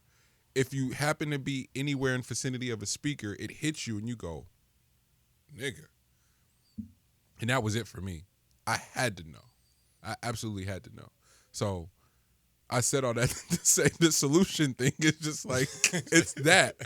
Money needing that solution. I just got it. I gotta know. I just gotta know how we can do this better, how we can fix it, as opposed to go, let's just harp on what isn't. You know what I'm saying? And I don't know. I'm grateful for it, but it's making relationships harder. That's for sure. Because I'm just really short and can't really stick around the pity party and like the woe is me. Oh, this happened to me. What the fuck are we gonna do to fix it? Like, can we talk about that? You know, that's why I asked that for you guys. I think that's where we're at though right now. Like we're kind of at the cusp. We're at the crossroads right there. And it's great that you brought that up though, between like solutions and just talking about said issues. We're more inclined to want solutions a little bit more now than ever. Where like the talking points of things, people get caught up in those. Yeah. But I think we're getting a lot more people on the side of what are we going to do? What are we going to do? Like what's coming up? Yeah. You know what I mean? Like how we're going to bridge the gap between where we're at right now to where we need to be at. Yeah. And I think people are seeing that a little bit more clearly and trying to put those pieces together as opposed to just like harping on the fact that this is being done to us. Like this stuff has been being done to us for so long. Yeah. Like we're past that talking shit. Yeah. What are we talking about right now? Yeah. I just it being done to you. All right. Why is it why can't it be done? Why can't it continuously be done to us? And do you know? My bad. Do you know that that's where the start to my healing process started at? Was asking that question? Was trying to get to the bottom of what was done. Like, oh shit, how did I put myself into that situation? Like, how did this take place? That's such a not dangerous isn't the right word. That's such a again, it's the sitting with the demons thing. Mm-hmm. It's so much. It's exceptionally easier to go, I'm the victim. Why is this? Why does this keep happening to me? Mm-hmm. All we have to do is shift that question a little bit and go, what have I done for this to happen to me? And it's a real uncomfortable thing to ask because then you got to admit some fault and some shit that you like. I don't want to be guilty for that, and you're like, but you are. Damn, G, I didn't know that. Yeah, no, because if you want to say that you have all this control, you know, people just want to talk about all the control they have over themselves and their lives and stuff like that, but then they want to pass the buck when something happens in their life. You know what I mean? Like, it's not something happening to you. Yes, it is. Yes, it did happen to you, and things do come out of left field, things that you never saw happen, saw coming. Yeah. But then, how about you take a few steps past that or behind that and see behind that veil what you did in order for that to take place? Like, what was your position in that? Because once you get to the bottom of that, then you may see something a little differently, which will then probably start your processing of things where this cannot happen again. You know what I mean? And that's where your control is going to start at, is like where things cannot happen because that's not where I'm going to be able to take things, or that's not where I'm going to go with things. You know what I mean? Like I'm not just going to allow life to go about a certain type of way and me just meander through it and just allow people to just fall by the wayside that will actually need your help at some point. Yeah. No, that's fascinating on so many levels because it's the I you know that you can terminology is different, but I personally call it being acquainted with your demons. I call putting demons on a leash, like having your demons on a leash. You keep them right there next to you. Yeah. You could take them off, put them back on, stuff like that. Play around with them, stuff like that. But you know, Nigga said play around with play them. around with them, man. What we doing? You gotta get well acquainted. What we doing? You gotta get well. It's like raising a pup from birth. And like some people have killers, some people have them be just super nice, but they may become super overprotective over you. If your demons become your demons are just very protective of you. They need you. You know what I mean? So you have to once you have to become acquainted with them to understand like how they operate. And then once you get to the bottom of that, bro, you can use them the same way that they use you. Wow. You know what I mean? Because I got something on my side that say stay dangerous. My nigga, I am always dangerous at all times. Nigga said you can use them the same way they using you. Bro. Whoo. Yeah. What you sipping in that cup? Exactly. That ain't coffee. It's coffee. That ain't coffee. Is it a special coffee? It's my 8 a.m. It's my 8 a.m. coffee, That bro. is not. That ain't coffee in there, Playboy. 8 a.m. coffee, man. Lex, you had something. You did you say you attended a COVID party? No. I said, Tell us more. I'm interested. nah, somebody told me that they having COVID parties where they get together and they put everybody at the party don't have COVID. And then they put $20 in a pot. And then whoever gets COVID first within the week after the party wins the pot. Whoa. What? Yeah. That's sick. I didn't even know about this. Somebody told me about it. I was like, This is something that is happening, or this is something that some of your people do? no, this is something that is happening. Oh, It's okay. It's a thing. Oh, Lex is okay. like I heard some things. I was like, It's like yo. my niggas is getting together. Wait, what? See, look. That's I had. people That's shit. why I put it in the pot. I was like, has anybody else heard about this? I have not heard. That's nuts. And they were like, nah. What skin tone was these people? Oh yeah, there we go. Oh, there were others. Okay. All right. Remember that conversation we had about how do white people die? Wait, hey, shout out to the homie John Burke. Really, and not just because he tunes into the pod, but he's been, I don't know, man, something about friendships where the exchange is like art or things that they go, oh, you really would benefit from this. So he DM'd me. He goes, hey, send the Addy, and then the other day I get a DVD in the mail, and I'm like, what's this? He's like, yeah, you need to watch that. Just in Sound terms of like porn. No, you're a dick. You're such a dick. I go for it. He said, I'm special stash. gonna watch it today and talk about it more. But, fuck. Oh no! Oh, he hit me the other day. He was like, "Yo, the how white people die segment is like he's like it's what did he say? Because he was like, yo, he's like it was a fascinating topic because it's like it points out the hypocrisy of it all. It's like, no, for real, how do white people die? Bro, like, the real question, what did he say? Bro, because when he sent me the Clash DVD too. That's what it was. You dick. It wasn't a porno. I thought about a whole video song, bro. Like, It wasn't Isofox. Hey, if anybody got any rare vintage Isofox on DVD, hit your boy. I'll send you the Addy special right stash. Because I remember back in my grandmother's life, like we used to, like my grandmother's reason why I'm like a movie buff. Like she used to have everything just sitting underneath her bed or whatever. She was the one original play out there that was out there dubbing film. So all that, they put them things on the screen, talk about, hey, this is a federal offense if you were to copy She this. didn't care. Big Mama didn't care. Bro, she had the double recorder, bro. She was in there making flicks, boy. She had, on each tape should have like 7 movies on it. So we'd be in there just binging, right? But we also used to go to the film store or whatever, and my sick ass because I was into scary films, but I would go even further and watch real shit. So I'd be in there grabbing like the fucking the ones like the Faces of Death that's got like the skull on it, and they just show like all these different ways that people are out there dying, bro. That's the way that I envision that topic. Is like these are the ways that they are going. Is like motorcycle accident, hitting the bus. COVID parties. COVID parties, bro. Like, but that's sick. That's sick. That's a different level of sickness right there. I tell you what's iller. Huh. Is you niggas got Bow Wow fucked up. I'm gonna tell y'all that right now. Think so? Y'all gonna quit disrespecting Bow Weezy. Shad Moss. Mr. 106. Mr. 106 himself. OH. Y'all go stop disrespecting Bow Wow, man. Hey. Why Bow Wow can't get a versus?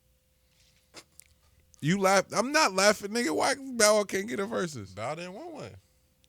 No, Bow gotta do a versus. He was trying to tell them that it's disrespectful for you to match him up with Soulja Boy. It is. So who's his matchup? Who's Bow Wow's matchup? See? That's where it's hard. B2K get that nigga out of here. My nigga Omarion to get him out of here. Nah, don't do that. Okay. Don't do that. All right. Don't do that. Okay. Bow Wow and Omarion? That what we doing? Out of here. It'll be a good battle. Bow Wow versus O. Yeah, see. Now you got O. O can't play B2K shit? Huh? Can O play B2K shit? Bro, yes. Okay, then that don't count. Cause I just said B2K is getting Bow Wow the fuck out of here. But yeah, what's gonna be Icebox? What's gonna be Touch? What's the like Mike shit? Basketball? Yeah, that shit trash. I'm tripping. His verse from Where the Party At remix. All he got is Let Me Hold You Down, which Omarion's on. His Where the Party At remix verse. Oh my god. L, you ain't fucking with Bounce with me? Bounce You with me. play Thank ball? you. You play ball? Thank you. Fresh as obvious. You ain't fresh. No, please don't play fresh as on me. That's part of his 20. He would have to though. That is part of his 20. Bow don't got 20 he can put together. I did like that stripper song though. The Pole in My Basement. That's just fire. Gee, stop. What? Stop. What year was that? Shit. If that was old. That's when you dropped the Lil. Yeah, nah. If the Lil ain't on the name, I'm not listening to it. Bow better not play anything after he was 14. That was mixtape Bow. Mixtape Bow. Can't play Marco Polo? No. That's on there too. After my niggas start driving, it was done. It was over. Damn. You took my name out the paint after that? Yeah. Driving and cussing? Damn. Bow another person though. You just gotta put respect on his name because he been around so long. Forever. So like that nigga only 33 now. So hell no. Yeah. Ain't no way. Does he get a point if he just plays the skit off of Doggy Style? Yes, he absolutely has to. But Snoop played it, so it kind of don't have his luster no more. Bow is just like, it's kind of disrespectful. Well, it is disrespectful to put him in a versus because he don't think his best materials come out yet. He's only 33. Jesus Christ, poor Bow. Oh baby, I feel bad. Mind you, man. What if his best is still to come? It's not. Come on, man. T.I.'s not showing up to the studio to write for you no more. Or Birdman. Birdman. Brad ain't showing up to write for you no more. But he's working every day. That's fine. Who's writing for you? He write for himself now. No, you know. He's been in the game long enough. Did y'all listen to Joe and them this weekend? Nah, I'm one episode beyond. They had a really good conversation about the Chains and Raw shit. And they did it already? No. That's Wednesday or Thursday. It's it's this week. Oh, it's this week. Okay. But the conversation that they were having was what you notice in these battles is that some of these artists ain't picked these songs, so they don't know how to pick their 20. And for people that have never A&R, they've never A&R, like L's an A&R. He don't know it, but he is. He'd be like, yo, pick this beat. Like that ear shit is important. I know you be in the studio, you know how important that is to go, nah, you should do this. When artists are just the artists and don't really pick they beats and all that shit, like that shit's been showing in these battles. So it's like like X and Snoop's battle was good, and if by all accounts it went the way that people were speculating it went, and Snoop just threw some rounds for the sake of throwing some rounds, he picked his beats all like he picked his selection. Like it was hella shit that Snoop just didn't pick, and I'm gonna give him the benefit of the doubt and say that was intentional. Cool. Fucking Nelly and Luda, what were y'all doing? Like that shit was infuriating. Like what? How many records they left on the table? There's so many of these acts so far that have left records on the table where like, oh, you didn't know you had a smash in the street. I stand by like Juvenile's interview where he was like, man, they gotta get Juvie in there, man. it's like but I don't want to see no fucking verses with Juvie if he don't know what 400 degrees mean to us. Like he literally was like, oh, he didn't know that. He's like, yeah, man, I told the label I wanted this to be my next single, and they said no. And he was like, man, I was disappointed that people didn't fuck with that record. Sir, where have you been at the last 15 years? My nigga still. That drop right now, bro. Everybody gonna 400 lose that degrees shit. come on right now, and I don't know anything that's beaten it. Not at one of our parties. That's for damn sure. So when artists don't know that, it worries me. That was worrisome in the motherfucker that Juvie didn't know that. You know, so I thought Joe and them made a really, really good point. That's interesting. Because Ross, by all accounts, picks really, really great beats, and so his 20 is gonna be flawless. Chains is the same way. Yeah. Chains not gonna have no fat on him, so it's like I have Ross winning, but it's not gonna be as much of a cakewalk as niggas think. I got Ross winning for sure. If he do a lot of the trap house one, the one with the purple trap house or the pink trap house on the front. Mm-hmm. That which is a classic. Yeah, so if he do a lot of songs from that, then yeah, he's. I just. But I don't. The first like 2-3 hours from Chains, I didn't know what direction he. But was he can't go album. He's got to go TRU, the true mixtape, the Pretty Girls Love Trap Music. Pretty Girls Love Trap Music. That one. And then hella his good music features. And hella his features in general. Yeah. But that true mixtape for sure and Pretty Girls Love Trap Music. He got Chain's gonna put together, and then wherever some of that Duffel Bag Boy shit is gonna fit, like the player circle shit. Circle, yeah. Is it? They just got one song. Duffel Bag Boy for sure gonna be on there though. Duffel Bag Boy has to be on there, but if he plays Duffel Bag Boy, I'm Ross. I play Hustlin'. Who wins that round? Hustlin', right? Okay.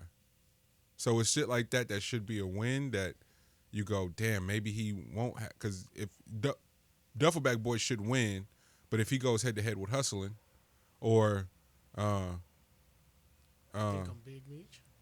a BMF, ain't nothing beating BMF. Chains has nothing for BMF. Chains has nothing for got a fresh line up, ain't got nothing for none of that. Shit, Blow. Ross ain't gonna play Blow though. If he man. So those are the ones where we will be in the room and be like, yo, you gotta play that. And I don't think he know what them records mean to us for real. You guys wait. I heard Blow before I heard Hustling. Yeah, Blow is cold, man. What? Heard There's Blow. no way. Oh, That's on the same album. It's same album, but Hustlin', they worked Hustlin' like crazy before. Like They there was definitely worked it, a yeah. Hustlin' remix before Port of Miami came out. But Blow was out. It As a beat, what you're right. It was the. if you I know what you mean. When especially because those are like the last days of like radio samplers and shit. Yeah. What are we talking about, guys? Our poor listeners. I'm so sorry. Sometimes we go on tangents. On a tangent. They're like, we don't care. This is our music tangent. Nothing about this. this episode has been entangled. We got J. Cole and so our sports corner, J. Cole and Roy and Mike. Do we care about either of those? Cole still wants to hoop, and Roy and Mike agreed not to knock each other out. How do y'all feel about like they still have a hoop dreams in like their 30s? I'm not mad. Well, it's different. And it's not fair. You get to judge niggas because you, by all accounts, you lived their hoop dream. Like you hit the pinnacle. Cole got hoop dreams of a nigga that he's a celebrity and can go back and live his hoop dreams the way he saw them as a kid. Because that nigga wasn't hooping like that. He was trying to, but now he lit. So you hooping now? Yeah. You don't act like you don't know these niggas exist. Like, It's rap. It's niggas that are I know, popular. but when you're a rapper, you be playing against other rappers. So yeah, you could get your hoop dream off. You know what I mean? Like if you playing against Bow Wow and Quavo. Justin Bieber, and Quavo. yeah, and Quavo, And Tory. Oh Jesus. yeah, Tory on timeout. Tory jump shot looks so sick. Tory on timeout. Have you seen that video of That Tory? shit's nasty. That shit's disgusting. And he look like he talk big shit. Like when they play too, it's like, bruh. But them be the niggas where they were the niggas that tried out for the team, didn't make the team, but they was a cool nigga and they rap. Now he popular, he lit. Oh, you know, nigga, I used to hoop. No, you didn't. No, it's so many of them niggas in rap right now that didn't hoop at all in high school, but because they lit. It's weird. It's weird. Tory like he'll do the role that Pac did on what's the name though? And Above the Rim? Yeah, Above the Rim. Nah, don't do that. Don't disrespect. No. Pac ain't shooting no woman. Okay, never mind. Let's stop. I'm not talking about that. I'm not talking about that. Fuck. Said I wasn't going to talk about that. Said I wouldn't do it. Ugh. So you're not rolling with Cole coming back? Or starting? Or I don't know. I mean, Maybe the minute he tried to dunk and he seen how the crowd went crazy, he was like, oh, I need to do this. I think what Cole can do for sure is he can roll through a part of an NBA workout. So like the parts where like they get to just do jump shots and shit. Yeah. And like those workouts and stuff like that.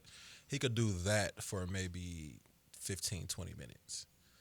And then they're gonna start doing some real shit and then they're gonna be like, all right, this is more than just me being a celebrity and being able to go play in like G League. Cause they don't cook that nigga, bro. Cook. Like, see that they actually play defense and get back down and then dunked on. Cause you know they gonna do something disrespectful like that. Like they gonna back you down from the 3-point line. What and then dunk on you backwards. What records did Master P release after his stint in the NBA? I feel like MP The Last Don was after the hoop shit. Or am I tripping? Ghetto D wasn't before. Because Ghetto D couldn't come out after the hoop shit. I think even the last Dawn was. Really? So like. I think after the last Dawn is when he. So what? So what albums are that? Was that the TRU album? Nah, TRU is like. Which 2RU album? We got 3 of them. Shit. After that hoop stint, P was on break until he did Rap Snacks. Okay. That's it. The show is over. This nigga's tripping today. Hey, the way he looked up like he was really thinking. That was Rap Snacks. Rap Snacks might have came out. It was like the next thing he did after. Oh my gosh. But who y'all got for the? So you tell me they're not going to knock each other out? Like this? Yeah, they said that they made an agreement to. That makes me happy. I'll actually watch it now. Because I just didn't want to see either of them. Wait. So they agreed to not knocking each other out. Yeah. Or they made an agreement that Mike was about to knock that nigga out.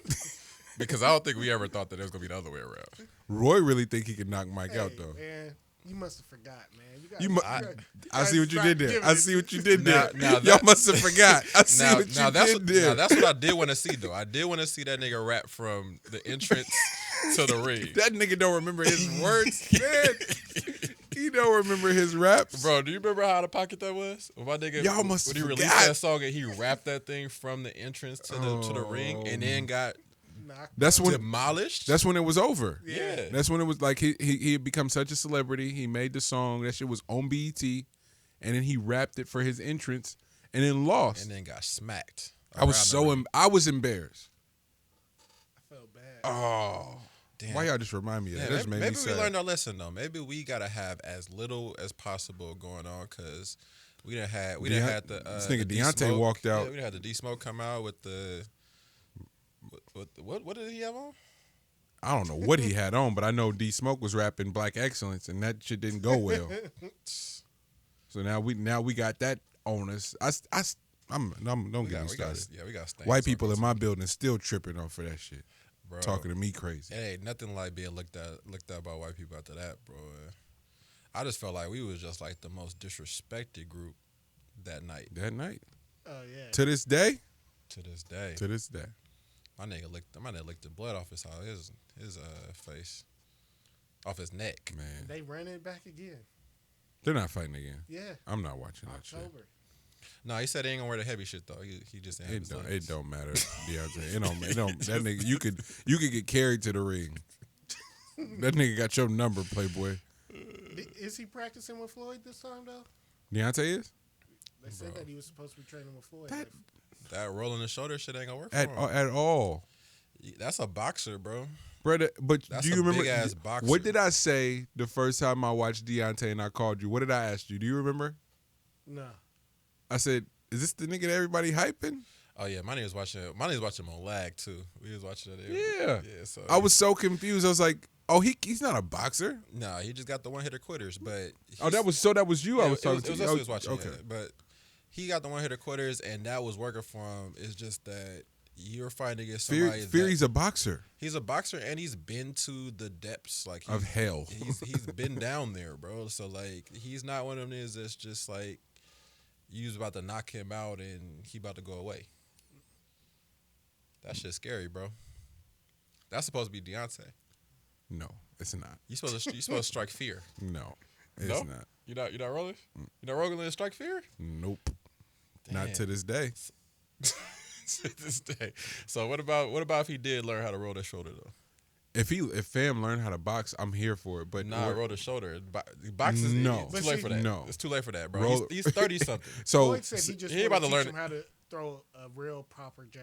see, and that was my thing. The first time I watched him, I was like, oh, he don't throw no jab. Yeah, and Floyd So said it's not even.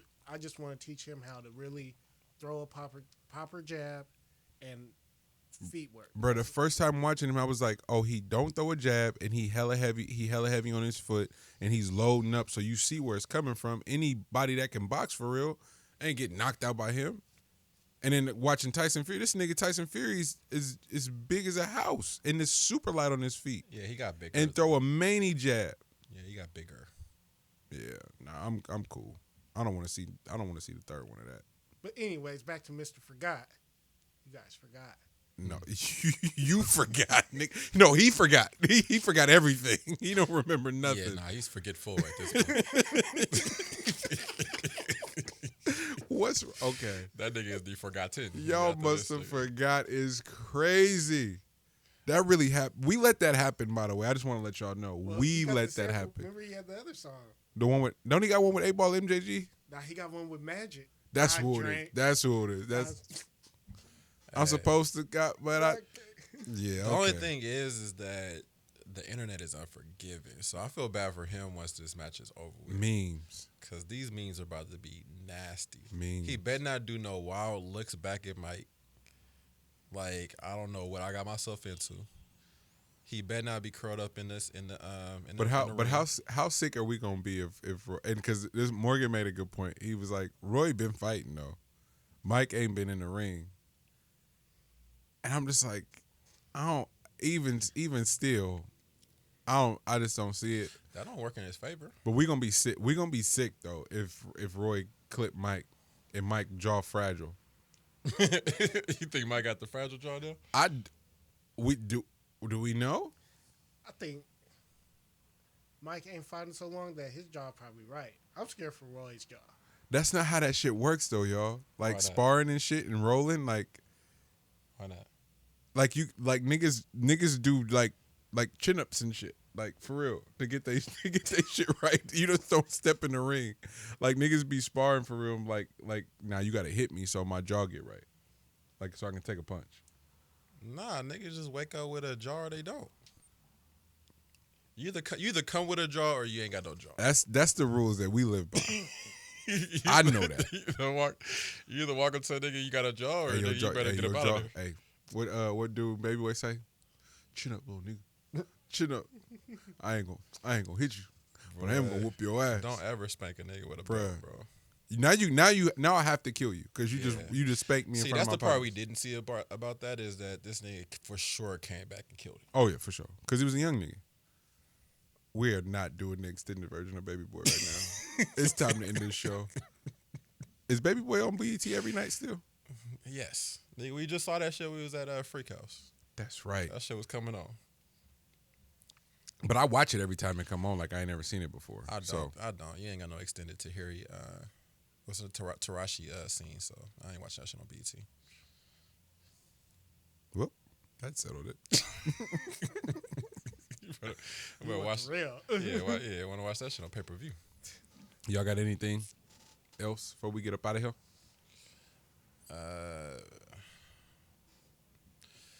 Shout out to Jessie Reyes. You are a star. Salute Jessie Reyes. She came in that motherfucker and turned that shit upside down real quick and got up out of there. Salute Jessie Reyes. Fucking amazing. Drake. Now we're not gonna do that about Drake. We'll talk about Drake later. Or you want to talk about Drake still? Drake was in there? Mm-hmm. Get your boy. Oh yeah, nah. Get your boy, man. Get your boy. As we was talking about what is up with bruh? I just want to know, like, is this really like a Canadian thing? Like my nigga got the Pac chains. He got the Pac chains, but then if you took off his shirt and just see what his back looks like, a collage of faces. What is his problem? Like the chains would be okay if he didn't have the collage. Okay. And would the collage be okay? Because if I he do didn't have the understand, chains? like having Pac as the Jesus piece, I'm not mad at that. But after having the way the rest of your situation is, I cannot do it now. Like somebody else I don't gotta do know. that shit. I don't know what Aubrey's. What is the fixation though? Because like it's not like What you know what's gonna be funny? Elle gonna meet Drake and they gonna be the best of friends. probably.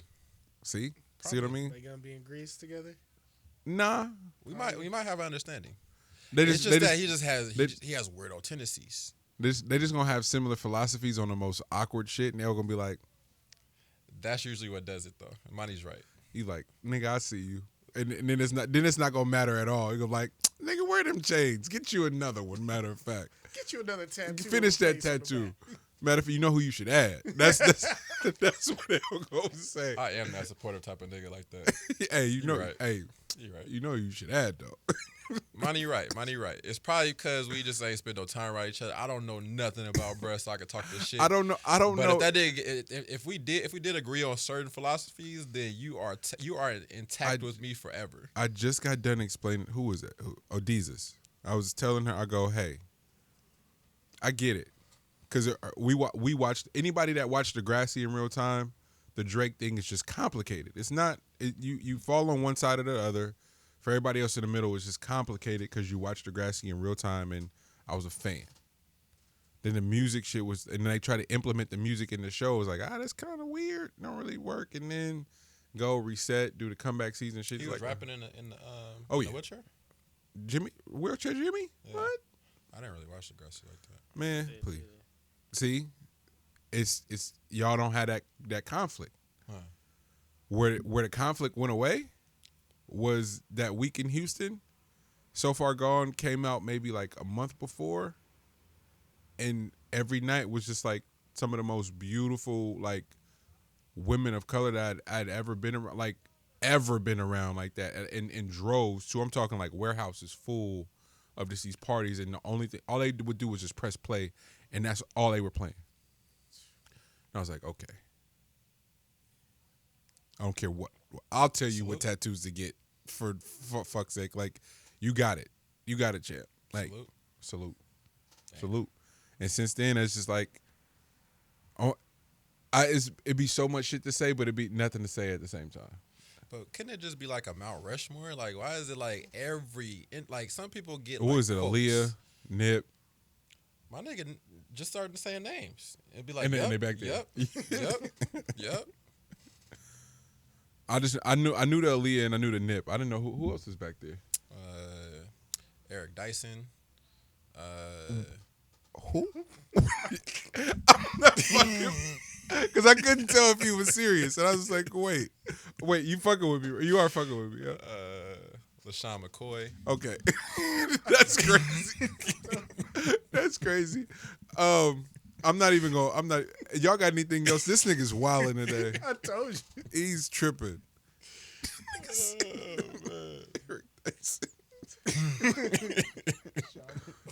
Oh shit. Lex, seriously, do you have it? Let's get out of here. This thing is tripping. Bro, Wayne told that nigga not to get no tattoos. He said that's the one thing that you should not do. Wayne told him that? Bro, when he first got him. Really? Yeah, you don't remember like remember Wayne had the random ass footage that was coming out, like just random On the ass bus, stuff. where he be on the bus and shit. Not just the buses, it was like inside studios too. Like it was him, Baby, and Nicki Minaj, Drake, just from time to time, whatever.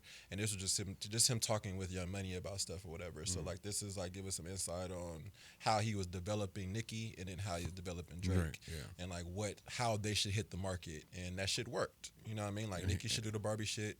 And Drake should not get any tattoos. Be the opposite of what Wayne is, because you're marketable. So we're gonna need every last you go that route, but do not get any tattoos. I don't think it's because of marketability. It's because he did not trust his judgment on tattoos.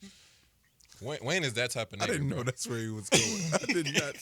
I did not know that's where he was going. Wayne was like, there's no fucking way you about to get the right tattoo, so my nigga don't do it in the first place. Just don't do it at all. That nigga Wayne tested Drake like, what do you think I should get, Drake? Drake was like, you should get an eagle. And then on the eagle, have your face with Baby's face. You guys are both smart. Like, yeah, you not getting no tattoos. Yeah, that's the... You just don't get This a tattoo. nigga, I'm gonna get one, but you don't get one. He said he got a tattoo of LaShawn McCoy. Like, what? Yo, salute to everybody that continues to tune in. Make sure you follow the YouTube page, follow the Instagram, follow No IGLG, follow Let's Bubble Productions, follow Lex LBR Lex. Excuse me. Lex Bub LBR, same difference. No, it's not the same difference. Thank you for correcting me.